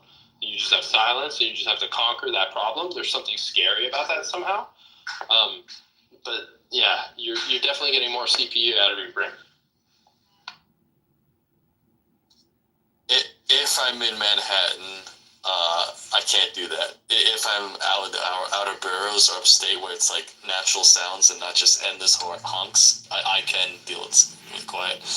I understand the problem where like occasionally I'll get like bouts of tinnitus, and in that case silence is impossible, so the vocalist music is more so to drown out the tinnitus. But like it comes and goes. I don't really know what causes it, but like I'll get it for an hour and then it goes away. Does Elon have so there's the idiot index, there's the algorithm. Does Elon have something like I use something with my employees when I'm making physical products called QARCS, QARCCCS, and what it stands for is quality, advertising, risk, cost, complexity, cash flow, and speed. And so it's a mnemonic that allows you to compare two things very fast. So an example, if you're doing a SpaceX rocket, Q, quality. How far up is this rocket going to go? Or are we going to be able to catch it? A, advertising. Can I buy this rocket from Russia? Or will that purchase look really bad? Risk. Did we design the rocket in a way that's more likely to explode, less likely to explode? C, cost. How much is it going to cost? I like acronyms. Why are you negative on the acronym? Carbon fiber. C, complexity. Can we remove parts? Third C, cash flow. Like, all right, can I get this from a supplier that I can pay like 90 days later? And then speed, which you can look at the speed of manufacturing, or how fast it goes and stuff like that.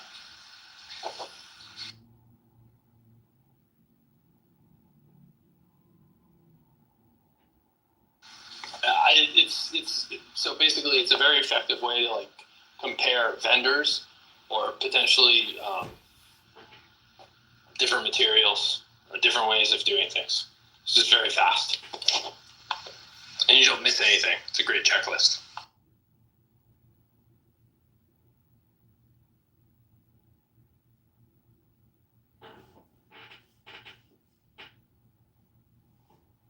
Nice.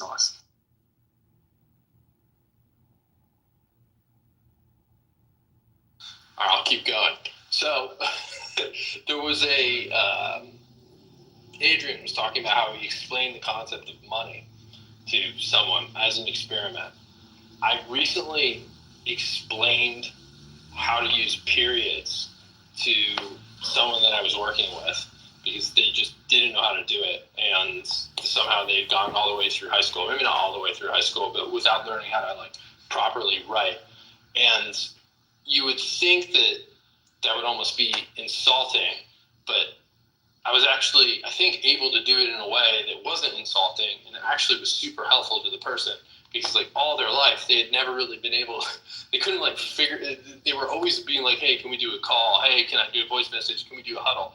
Because they knew, they had some sense that they weren't able to write clearly, but they didn't really know how to do it. And so all they needed to really know was just how periods worked and when to put a line between paragraphs, when to use a pyramid, when to use a period, and when to use a comma. And so there's something like kind of amazing about that you can just teach people, and then you get like huge efficiency gains out of them, which is good. And also you help them, which is a great feeling.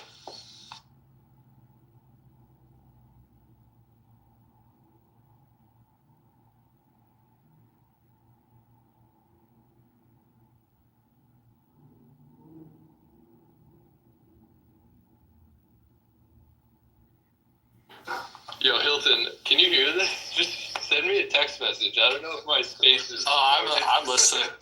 I'm just going here.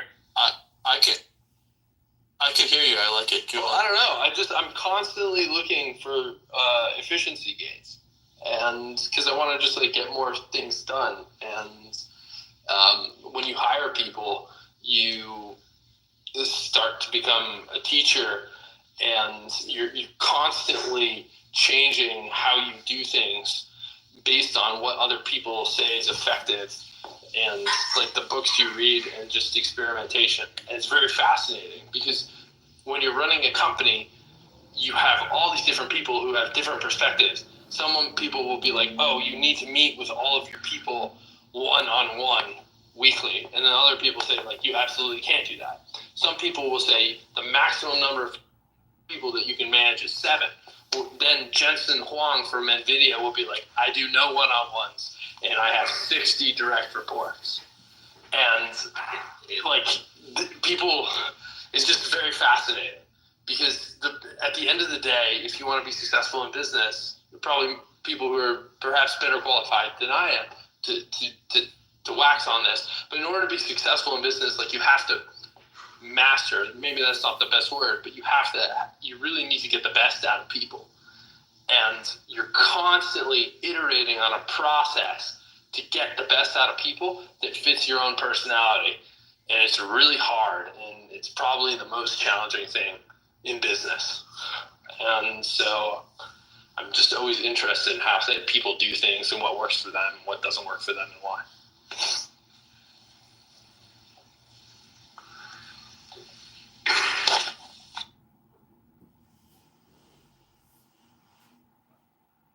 While you were doing this, I was doing a little casual analysis just to see what does what. Yeah. Fascinating. What does what? Yo, how the what We're does what? gonna increase the number. We're gonna increase the number of posts and shit. Like, oh my god. Oh yeah, and if anybody wants to help, send me memes. Actual good memes. I want memes. I'm gonna send you my Magic the Gathering, Texas Winter, all white creatures get +1/+1 meme. What the fuck? It got me over $9,000 in monetization in the past 2 weeks. Just that meme alone. Oh my god, I see that meme around. It's hilarious. Isn't JD Vance a fan of that card? Yeah. I don't know, but I did the Texas Winter because we finally got winter in Texas, and I definitely felt like I got +1/+1 with the white creature.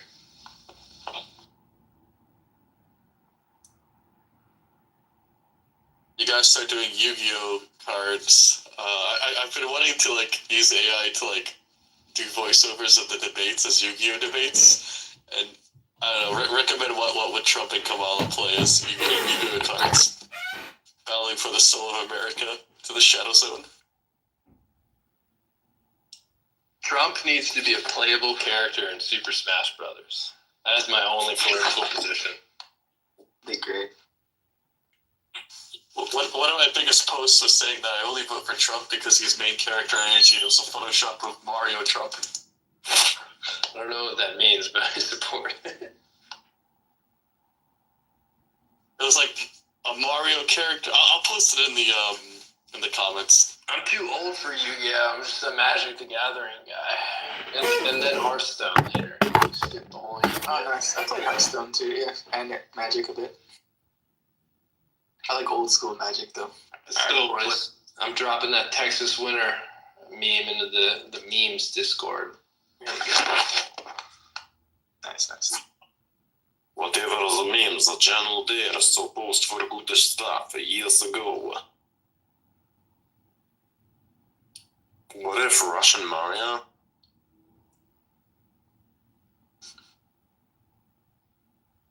What is the Russian equivalent?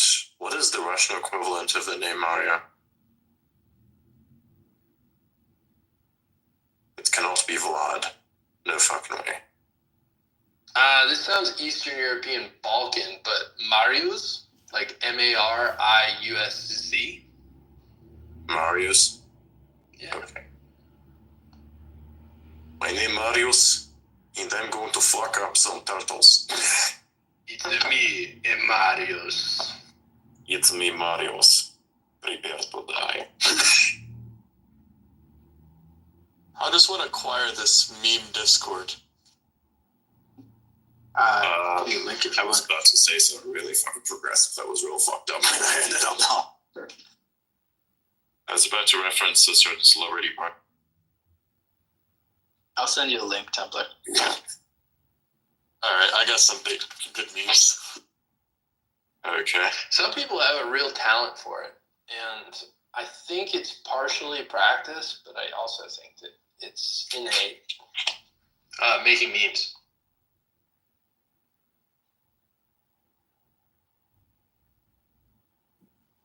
Someone posted a meme about autism in the meme channel. And Adrian, I don't think you're autistic. I'm 100% sure you're not autistic. But, like, you're always saying you're autistic, and it's like, nah, you're not autistic. Sorry. I'm pretty sure he's autistic. Trust me, there's a lot there that definitely makes it so that it is just that I'm very good at working with my brain. Yeah.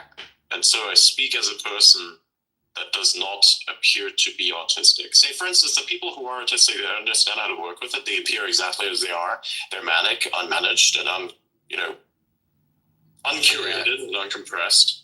Me, I do the exact opposite. I'm like, okay, so you can recognize patterns, so you can do all this shit. So why don't you just do that to every single thing that you encounter? Constantly reiterate. Don't project the fact that you're reiterating, but just do it. And do so sustainable. What were you thinking about when you... Adrian and the other Adrian. I posted it. If you know Adrian in the private, he's a lot more autistic. Sometimes I let loose, okay? Sometimes I let loose. And let me tell you, it's fucking crazy, dude. Yeah. If you've ever been there, Adrian goes like full autism mode. He's very, what does full autism mode mean? He goes on like a crazy rant, or he's like, no, I'm gonna watch like less objects spin for the next 4 hours. No, it's like it's a lot. It's a lot. I don't even know how to explain what it's all. Yeah. I'm also an autistic person, and I see some things that I see in myself sometimes in Adrian, even on spaces, like the verbal stimming, like going to doing like certain voices or saying certain things over and over again is like kind of like a comfort, but also just like as a filling the gap sort of thing sometimes. I definitely noticed that, and also the special interests. Like you have some topics that you like to go back to and talk about, and you're very knowledgeable about them. And that's something that I also have, and a lot of autistic people have, so I definitely see that as well. But I can also identify with what you said about, like, when you're a socially competent autistic person, people will swear up and down that you are not, and then you, like, live the life of not being able to interact with people and systems the same way that everybody else does, and having to go about things a little bit differently because of the way your brain works. Yeah. And it's so frustrating. So we've talked to Adrian about this. It's like we're very bad at like social cues. So we've literally had to just pattern recognize. We've had to just pattern recognize what people react to, like, what situations. And it's literally entirely based off, like, pattern recognition that we're able to, like, compare. But that's how everyone does social cues. Not really. Like, the majority is instinctive. Well, okay, so you think... So, sorry, go ahead. Like, a lot of it is very instinctive. It's very intuition based, but it's less so intuitive than it is just an instinct. Like some people, they have subconscious cues as to how other people just behave, and they're extremely fucking shallow-minded individuals. I'll be honest. The majority of the people who are very socially active are extremely shallow-minded, may have a good take every now and then, but in practice are like literally the worst mess that you've ever met in many different ways. They kind of get away with it somehow because, again, they can socialize, you kind of feel for them in a certain way, but functionally, they're fucking stupid as shit. They're unorganized, they're hardly on time, they constantly fucking try to wiggle themselves into every single aspect of your life. They don't know where the fucking boundary is because they just don't see boundaries, and it's just a different type of ability that is more disabling than it is enabling. Right, there's a guy on... This is going to make a lot of fucking people angry. I already know it, but I don't give a shit. It just proves my There's point. a guy I think well, here, I'll just say the quick thing, because I think it's a really deep, interesting point. And it's what Adrian just said. There's a guy on X who says that, like, autism is one end of the spectrum, and it's an obvious disability. But the other end of the spectrum is also a total fucking disability. Like, if you can't focus on things like data and like objects, and you can't like follow directions in any way, you're also retarded.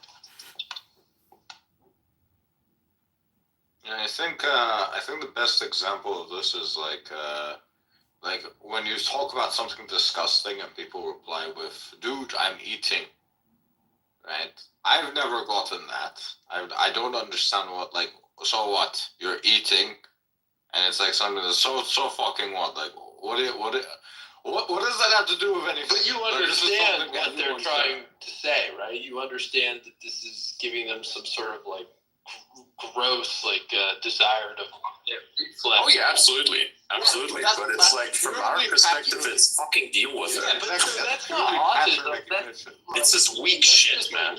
Yeah, no, but I'm talking about how we don't have that reaction. When someone says something disgusting to me while I'm eating, I'm just like, okay, and I continue eating. Right? But like with a normal person that's not autistic, if someone says something disgusting to them, it's like, dude, I'm eating. Yeah. Right? And it's like it's entirely pattern recognition. How do you know? But like maybe they're just like a fucking LLM that just like says like, all right, in this situation, like that's a prompt, and I just say that. No, I'm serious.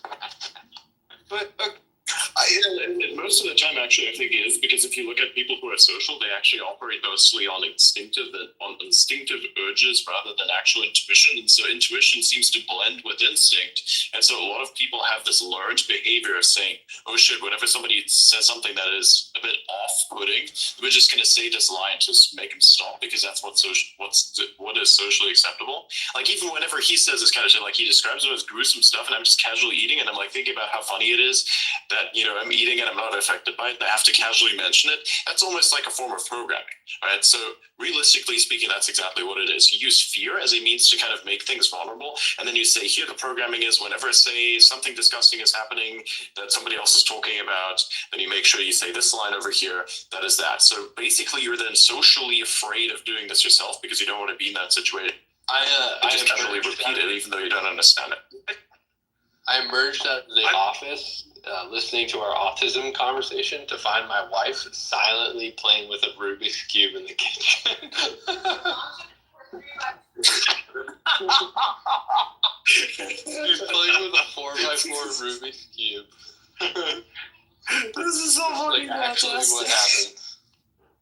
I have a way to kind of look at it that might help pain. So, like, as autistic people, we're dealing with a lot of sensory discomfort on a very regular basis. Other people are often the cause of that sensory discomfort. So there are a few things going on there. One, we develop a lot of desensitization to it, so we don't become uncomfortable ourselves necessarily in the same situations that other people are. And two, like, we are never able to be like, oh, stop talking, I'm autistic, or like, back up, I need You're some not space, I'm autistic, autistic. I Like, am that's autistic. not really socially I am acceptable. more autistic So than for you're other people autistic. to be like, dude, I'm eating, like, you're making me uncomfortable. Like, fuck, you make me uncomfortable every fucking day. Like, why should I have to shut up right now? You can say that stuff on Blue Sky. Just FYI. Wow. I don't know. Powder, that's a message for you. Wait, what? You're complaining about how I'm making you uncomfortable. You make me uncomfortable every single fucking day. I'm autistic as shit. Something like that. Should I post it on Blue Sky? Perhaps. I don't know. As a response to someone, of course, that might be I don't think any as an author, you have to be self-proclaimed. You have to be self-proclaimed because you're full of yourself, right? So here's what you do: you write it like this: as an autistic person, sensory overload, blah blah blah blah blah blah blah. Then space and then that line. Why should I not make you feel uncomfortable when everything you are makes me uncomfortable every single day? I want equality. I deserve better. Just fucking write this freaking shit. It's gonna be fucking ask awful. everyone to not reply to your post on Blue Sky because it triggers your autism, and that you're just on Blue Sky to be by yourself. Yeah. I know, right? I don't know. Why is everyone by themselves? For me, other people have never bothered me. It's more my own thoughts. Like I have like a trillion things going on in my brain. Guys, you guys aren't autistic. Autism is marked by the inability to conceive things from the perspective of another person. If you can simulate another human in your mind, I can't. No, that's psychopathy. I can't do that at all. Like for me, like I've literally had relationships end because of this exact thing that you just talked about. Like in my mind, I'm like, if I was this person, what would I want to hear? And I went through that, and the relationship fucking failed because of that, right? Because the person reacted very badly to what I would react positively with, and I genuinely have I like a way of like knowing what a person is like thinking. Like I can't see it from their perspective, unless it's like someone else that's autistic, like Adrian. I can kind of see his perspective. That's interesting. Don't relate. But with a normal person, I can't tell at all. I'm purely going off like the personal experiences I've had with normal people in the real world, and that's basically how I'm able to react normally to people. It's just the fact that it's pattern recognition. I've realized people react badly to this. People react positively. These are the dumbest people in the world. How is Elon Musk worth $600 billion? Is this not the his team, his crack crew are the dumbest motherfuckers on the planet. Brain types. I mean, I know For it's a example, language some people have differential and barrier, but and so they it's cannot annoying. close their eyes to see anything. Right? And that's like hard to conceptualize, and it's also hard for them to conceptualize how you could close your eyes and see something. But that doesn't mean you're autistic. And like, in that case, This why is can funny. I understand the thinking of autistic people? Why do their mind? because none of these people are actually autistic. They're just other neuroatypical smart people. Okay, but that doesn't make sense, right? If you're neuroatypical and all neuroatypical people are different, then you wouldn't be able to basically understand each other because your brains would all work differently. It has to be something that's Most brains do actually work very differently, but the thing is, it's just a spectrum, so it's like you're on the autism spectrum, so you either, like, autism is definitely a fucking thing, right? So you're saying that something is atypical, well, of course it's atypical. That's why it's He's flipping out. on a specific part of the spectrum, where it's more high functioning, thereby we have ability. So someone like Elon Musk, for instance, is a bit more autistic than we are in that he prioritizes skill over speech. I prioritize a little bit more speech over skill because I run a fucking live show every day. And I have to actually talk to people quite often in various many different ways that it's like kind of social in nature. And so I myself just kind of maximize different types of skills. It's like a slider. When you start to, like, the more I prioritize a particular skill, that's the point that I sound most autistic, it seems. And this can be anything. This could be any particular interest in general. You just understand it to the extent that you can have like a long conversation and speak incredibly quickly about it and have like almost no errors within it. And then if you form a new thing, it's very difficult because you actually are forming a new connection in your brain, and you actually do happen to stutter, which actually does happen to me quite often. It is just that I've said these types of things so many times in different type of contexts with separations between them that I just close the gaps, put them together, and talk about it. So it's a new skill that I've learned on that level. I have a skill of combining information and then verbalizing and then combining verbalizations of that exact information as well and putting it out there. See, right now, for the first time, I've actually this exact concept in words, and you can see that I'm fucking stuttering because it's like it's funny. Like you become hyper aware. You actually sort of have these kinds of issues, but that's how it works, right? So the way I would put it is like, as an autistic, I just became super self-aware. That's very cool. That was the weird. That's exactly what you just saw on display, right? I was explaining to you what's happening to me as it was happening to me, as I'm observing myself, seeing how it's happening to me, even though I'm observing it. Though the thing that's observing, it's happening to as well. That's why I can tell. Is the stutter coming from an inability to find the next compression of thought, which is coming out? No. It's that you can't find a word to describe what exactly the connection is supposed to be. So it's like language and understanding are very different things. Language is just kind of a concept. You just mold it around whatever it is that you have in your brain. Understanding and language are totally different fucking things.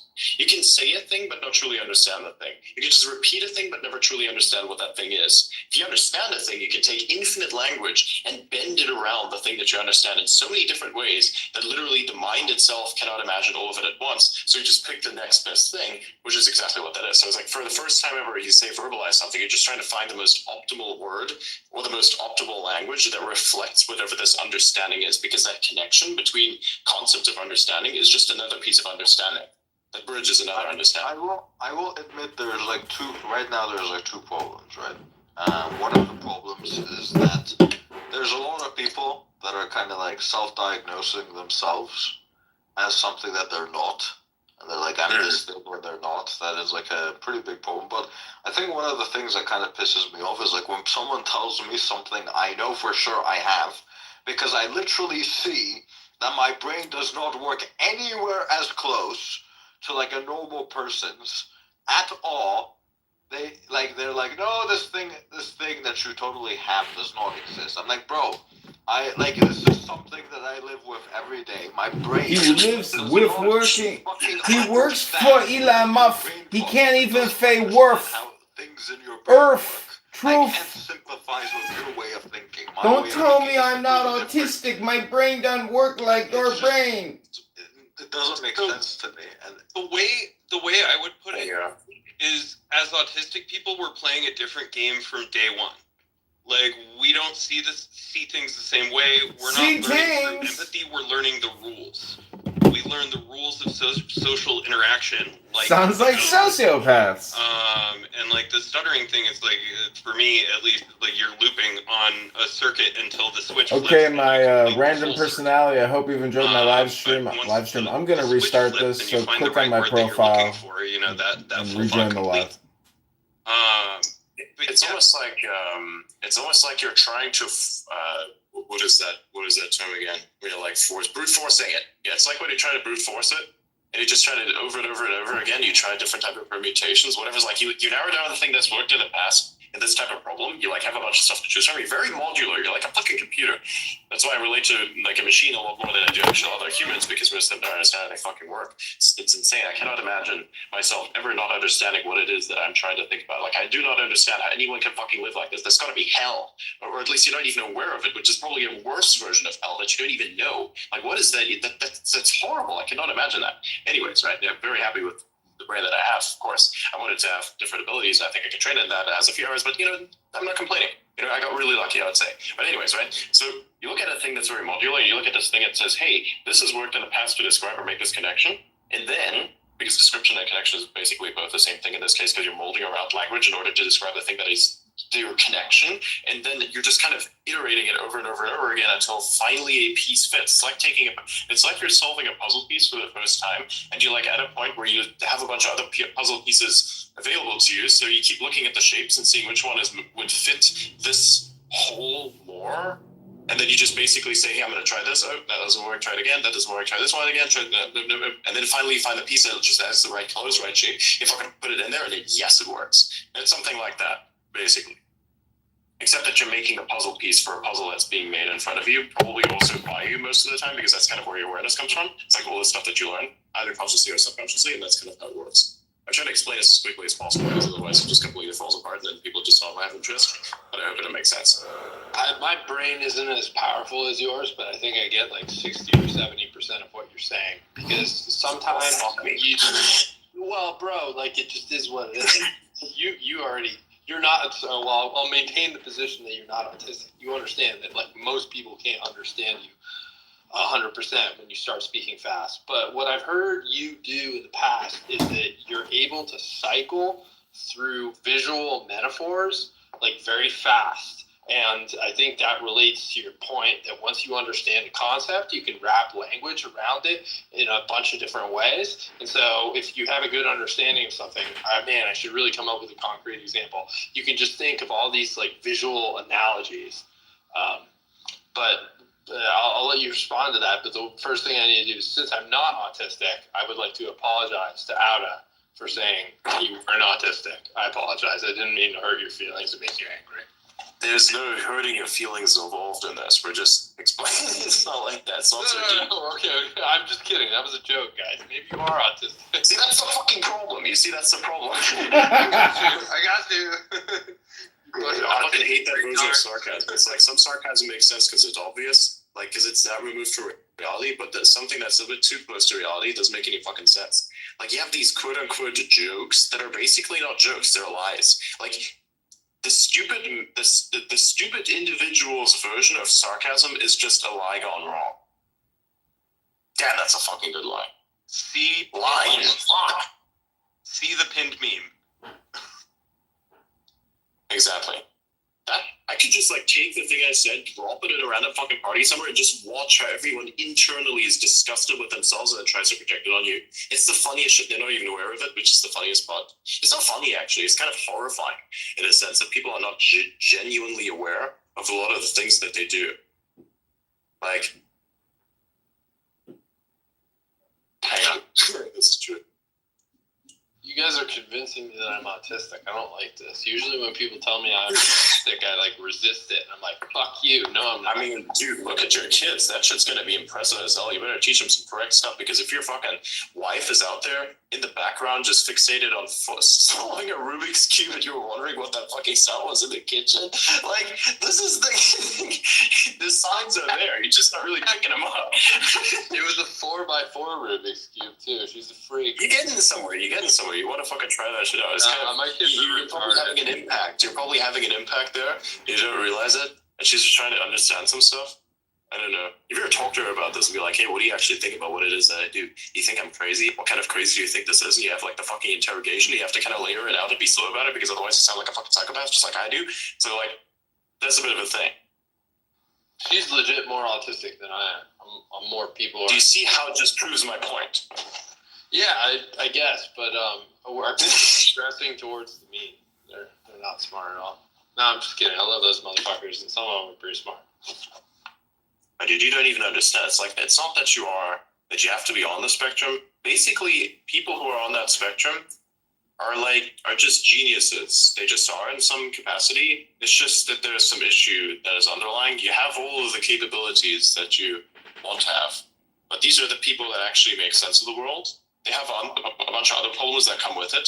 Like, to have this is like, the cool part of it is the ability to parse the world in ways that others can't. The not so cool part of it is the sensory overload stuff. It is the fact that you do random shit that literally makes you look insane, and that has merit. So you have to kind of contain that as much as possible. And then eventually you probably let it out from time to time so that you don't lose your sense of self. It's kind of funny that you kind of feel a little about it, but then you have like this new sense of, being, which is great. Perhaps, sometimes you kind of let loose on that, which is great. But aside from that, I had zero sensory overload. But Alvin also said he had no sensory overload, but he's insistent that he's autistic to the point where when someone says that he's He never not said autistic, that he had sensory overload. He actually said that he had this experience with people doing certain things that are just weird, like it just annoys you, realistically. Or say, for instance, to be sarcastic about this realization, to say, hey, why should I make myself appear in such a way that is comforting to you when every aspect of whatever you is the thing that fucks me off because, all this stuff. I definitely have that shit. There's certain people that I fucking hate. It's disgusting. Like this open mouth fucking shit. Or like the thing that people do is when they let the air into their mouth via their nostrils, they can fucking hear all the biological components that do that fucking shit, and they just really can't contain it because they're just like, or like the people that eat like a fucking camel, like, what the fuck is with you people, man? Or like you drinking out of a glass and you just fucking do it in a way where I can just hear all the internal components that are processing the fucking air bubbles that you just got in there, and it's like, Adrian, come on, bro. I'm eating, bro. Come on. There you go. There you go. He learned it. That's just my LLM, Exactly. But like for real. Even I see that shit sometimes, so I deal with it by burping louder than everybody else. I don't understand that. I'm like completely immune to like the disgust response. Like I was in a fraternity, like people like vomit on me, like poop, like none of that doesn't bother me at all. See, good for you. That's the problem that I'm trying to tell you about. So you just got a different thing. You could be more or less a stable genius. Autistic people are the unstable geniuses. And they only become stable if they're smart enough to stabilize themselves. And if they don't, well, guess what? You fucked up. So that's interesting. It's a lot of self-accountability from consequence that you recognize that if you don't have that self-awareness, your life is going to suck. It's going to be horrible. And you will never understand truly why, because everybody fucking rejects you and wants nothing to do with you because of this exact fucking result. Autistic people can never truly be themselves in many different capacities unless they're surrounded by each other. Because it fucking sucks, because nobody gets it. They have like this very shallow perception of the world, and hardly ever do they see depth. And it's horrible in social life. You can never talk about stuff that actually matters. The only reason why the show, for instance, makes sense is because we can actually have these type of discussions, and it's entertaining. So you're actually getting most of the people on the stage here are on the fucking spectrum in some capacity or another. Like somebody has a specialized skill. My specialized skill is verbalization, in a sense, right? I can still understand systems. I still work with those systems very well. But then when I do understand those systems well enough to actually bend language around them, then that allows me to verbalize them and help other people internalize what those systems are via the same verbiage that was used that they are also using. That's the common lie. That's why we use language as a concept. Like we use it to bend it around stuff we know, so that other people can understand it. That's why jargon is such a piece of shit in the field, because it makes literally no sense. You're trying to remove people from a certain place because you don't take the layman's terms and bend them around a complex thing. You just invent new shit and inflate what is otherwise supposed to be layman terms, which would actually work better. It's discriminatory and it's fucking disgusting. Okay, agreed. Most of academia is like this. I read a fucking declassified CIA document, and that shit makes more sense to read than the fucking science papers. You know why? Because that's why it's called the Central Intelligence Agency. Because you have to actually be intelligent about what you write. Because if you weren't, your agency is gonna suck. What about? Do you see the point that I'm trying to make? Yeah, we talked about a lot in the law. I mean, if you write law with the increasingly legalized language that gets used, it makes it inaccessible because people can't understand it. And it's actually funny because you're inversely, like you're actually incentivized to do this because that allows you to have a job. I mean, like a lot of lawyers actually on the side of this because that allows them to have a job, because if every single average Joe could actually understand the law, then you wouldn't need lawyers, would you? Because the confusion, that's what the lawyer is there for. I agree with the notion that the perverse incentive exists. I think that it's not always acted upon, of course, don't get me wrong, right? I'm not saying that everybody's like trying to modify the law to the point that it, basically creates more jargon so that more lawyers can have more jobs. I'm not saying that. I'm saying that could be a factor, but I'm not saying it's a definitive factor. I'm also not saying a lot of the law is structured around that, although perhaps some parts of the law are structured around confusing other people that are supposed to enforce it. Well, you know what I'm saying? That might be an aspect. Not entirely, I'm just, a little bit. I would say who really benefits from companies like Westlaw or LexisNexis that provide legal interpretation, case law, citations, analysis, to help people understand these laws, because even the lawyers can't understand the laws that are being written, and they need extra help, so they pay tons of money every year for these services so that they can understand the bullshit laws that are being written. I'm with I agree with both of you guys, and I think you guys are in agreement. But I have a question for you: is Trump autistic in the sense that we are? This is a very good question. I think this is a very good question. The conversation after Doc is fucking unhinged. Here's the question: No, I mean, seriously,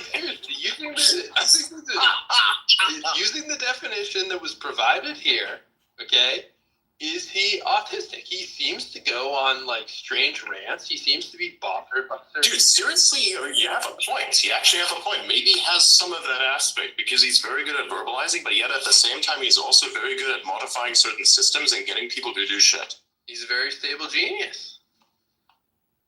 He's a very stable genius, so he doesn't actually have to be on the spectrum. Although I do think that we'll see how much of that is true in the coming years of him working with Elon, because if those two work very well together, then I think we have our answer demonstrated by merit and consequence. If these two working together perfectly, that means, that guy's fucking, he's a little bit on there. He fucking plays golf every Sunday, in a very regimented, interesting way. He clearly has some habits, obsessively watching Fox. Okay, but that then makes the insinuation that every single bodybuilder is autistic. Oh, I know, but look, I do believe that he's neuroatypical, and I do think he's extremely bright.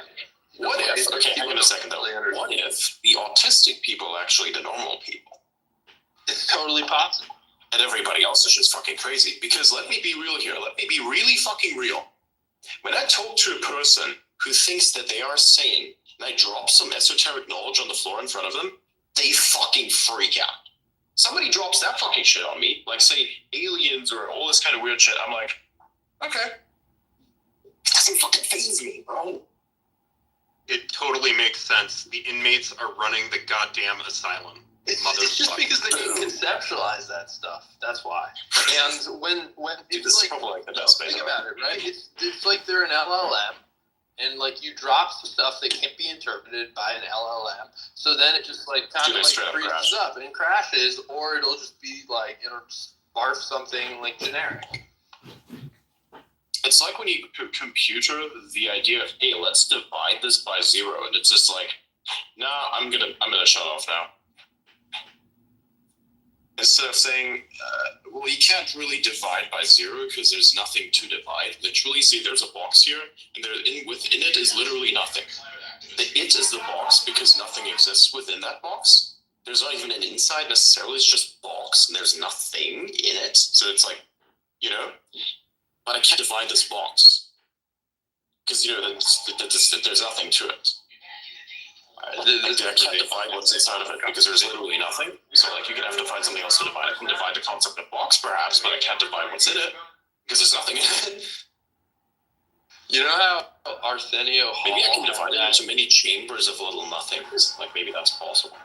What if I took this box and I said it's a special container and I divided it in 2? Maybe that would work. So I'd have to probably separate box from thing to make the nothing a no thing, thereby saying the -2 a thing is then the thing that makes the thing a not thing. So yeah, that makes sense. What? Yes. Okay, so Arsenio Hall had a talk show, and I don't really know how it works because I'm too young for that shit. But people would go ooh, ooh, ooh, ooh, and they do it with their arm, and they kind of raise their fist by their ear. I'll try to talk fast like Adrian, and it was a meme of some sort. And there should be something like that in this space. There should be a distinct emoji that everyone can use when someone says something particularly autistic.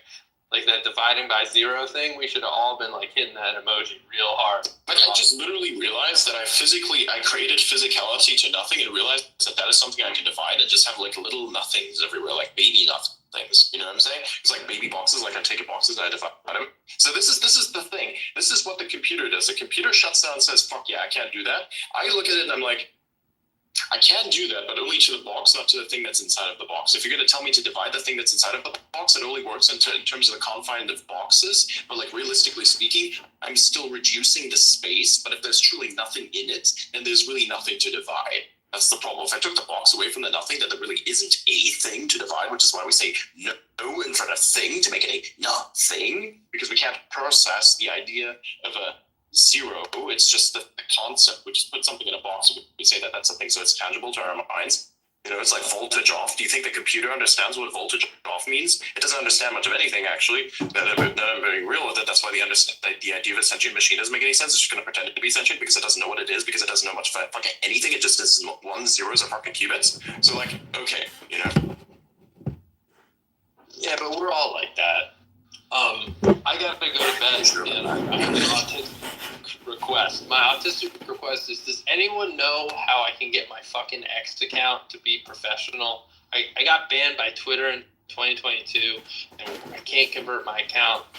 If someone knows how to do that, send me an app. You can't. You're perma-fucked. What do you mean convert? You're good. You're safe. Leave it alone. No, I want the professional profile so I can get the cool links at the bottom of the profile. But every time I try to convert, you know those links where you can like advertise shit? That's what I want. That's why I got monetization for the first time this week. Oh, that. I mean, like advertising your shit. No.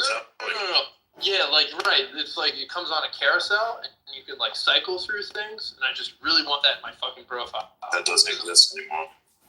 No, it does. Well, a lot of people have X, and you can put e-commerce products at the bottom of your profile. In order to do this, you need to have a professional profile. I cannot convert my account to a professional profile because I get an error, and it seems to be a common bug amongst many people. Oh, I see what you mean. Right. So like I can have like I can have my professional pronouns to like fucking virtue signal my competency. Like I have scientific technology in my shit as like a thing that I focus on. Like I can virtue signal not that at all. Like literally there's like an image that comes up on a carousel. That's professional categories. Yeah. I know what you mean. Yeah, I guess there's no way to actually fix that problem. I reached out to a person. Out to a person regarding advertisements because somehow in like fucking 2022, ironically enough, economy works, but they short themselves into oblivion and bankruptcy every single fucking cycle. It's incredible. But anyways, right? So these people kind of got pissed at my existence because I kind of just made them look like shit because they are shit, and I just kind of called them out on a whole bunch of stuff. So they probably mass reported my ass, which now has me being still to this day unable to run advertisements, which I'm kind of pissed about, but I honestly don't give a shit anymore because if my advertising is just like basically posting shit. Got it. Adrian, I sent you what Nelson is talking about. Can you send it to me on X because my other phone with the signal things on, it's taking a break. It has less battery than I do.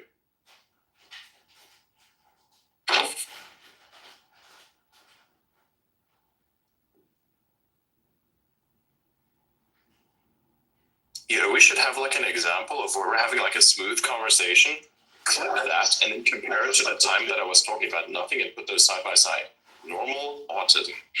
Yo, that box cutting thing, I did follow like a good amount of it, but that was fucking autistic. You may have convinced me that you were autistic. No, seriously though, I mean, like, you think about the actual boxes, the physical fucking thing. You're gonna divide the thing. You're gonna create two fucking boxes that are smaller than the initial box, like fucking. Oh, I DM'd you a picture of what I'm talking about. I don't know what's worked. Yeah, I sent you. I have access to what I'm talking about. That shit. Yeah, I know what that is. I haven't like tried to do that myself, but I should probably do that. Why is this? The thing I don't understand about this guy is the fact that he has like a shit ton of links in his profile. Why do you have to like jet off with that? Hold on, I know that guy. That dude's great. I'm a huge fan of that dude. And I can explain why he does that. So he's like kind of like the Taylor Swift of like the indie hacker community, you should totally have him on the conversation sometime. And he's in the sense that we've been discussing, he's like Trump. He's like Adrian. He's like Alda. He's like me. He's like lawyer cat. He's autistic. And so basically he generates like a ton of income by building apps and hiring no people. And he's kind of a hero of the indie hacker community for doing this. And so the reason why he has all these links is to like explain like how much money each of his different apps, which he's running, makes monthly. Well, here's the thing. Maybe you can invite him on here one time. I will do that. Are you talking about levels bio? Yeah, I'm talking about levels. I can invite him. Awesome. Because he doesn't follow me, so I would never go listen to shit. He doesn't do what? He doesn't follow me, so there's like no way that he's going to listen to anything I'm going to ask him. Down a peg in my book. Alright, yeah, I'll invite him. Cool. Small weddings, like that's a separate thing. You just have to arrive and figure it out. Yeah. Now, so one time someone replied to you, and I was like, oh, that's interesting, and then I got it.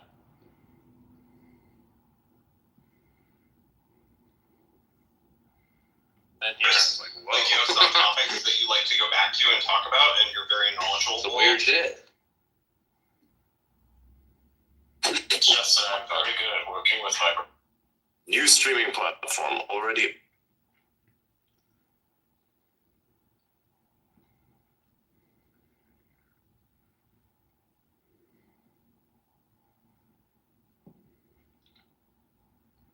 Well, the consequences will still be cast.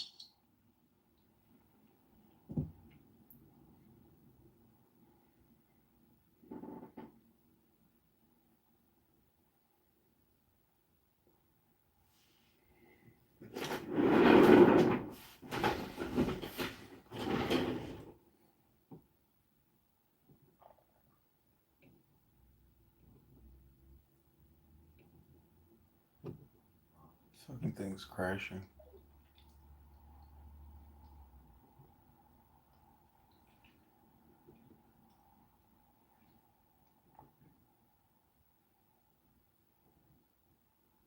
Like the way she was talking bad about the Basijis, well, there's two, like just like here, there's two branch in the IRGC. So we know she's not on the Khamenei side. If she is, I'm not saying she is. Remember that. It's just, I just don't trust this person. You know, because I've seen so many of what she did today. And it's never the opposite of it. It's never her going at someone's throat. I understand you, sir. I understand. Yeah, that was it.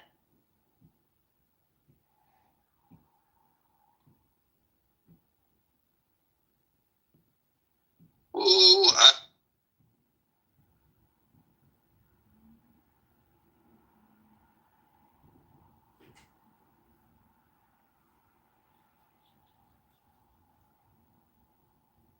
Did he kill it? Did he kill it? He sounded to me like he was tripping. He was like definitely on some weed or some Adderall. Oh shit, maybe he kicked me. Oh no, he's still alive.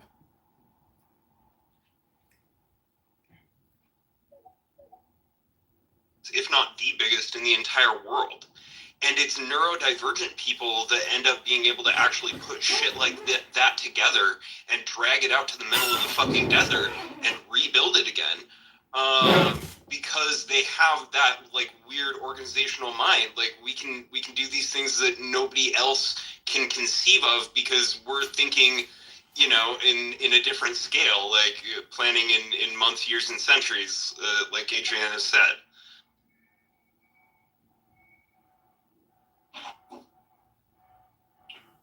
Yeah, it's definitely autistic. My uncle went there. He told me people were riding around in like a giant robot spider that they created.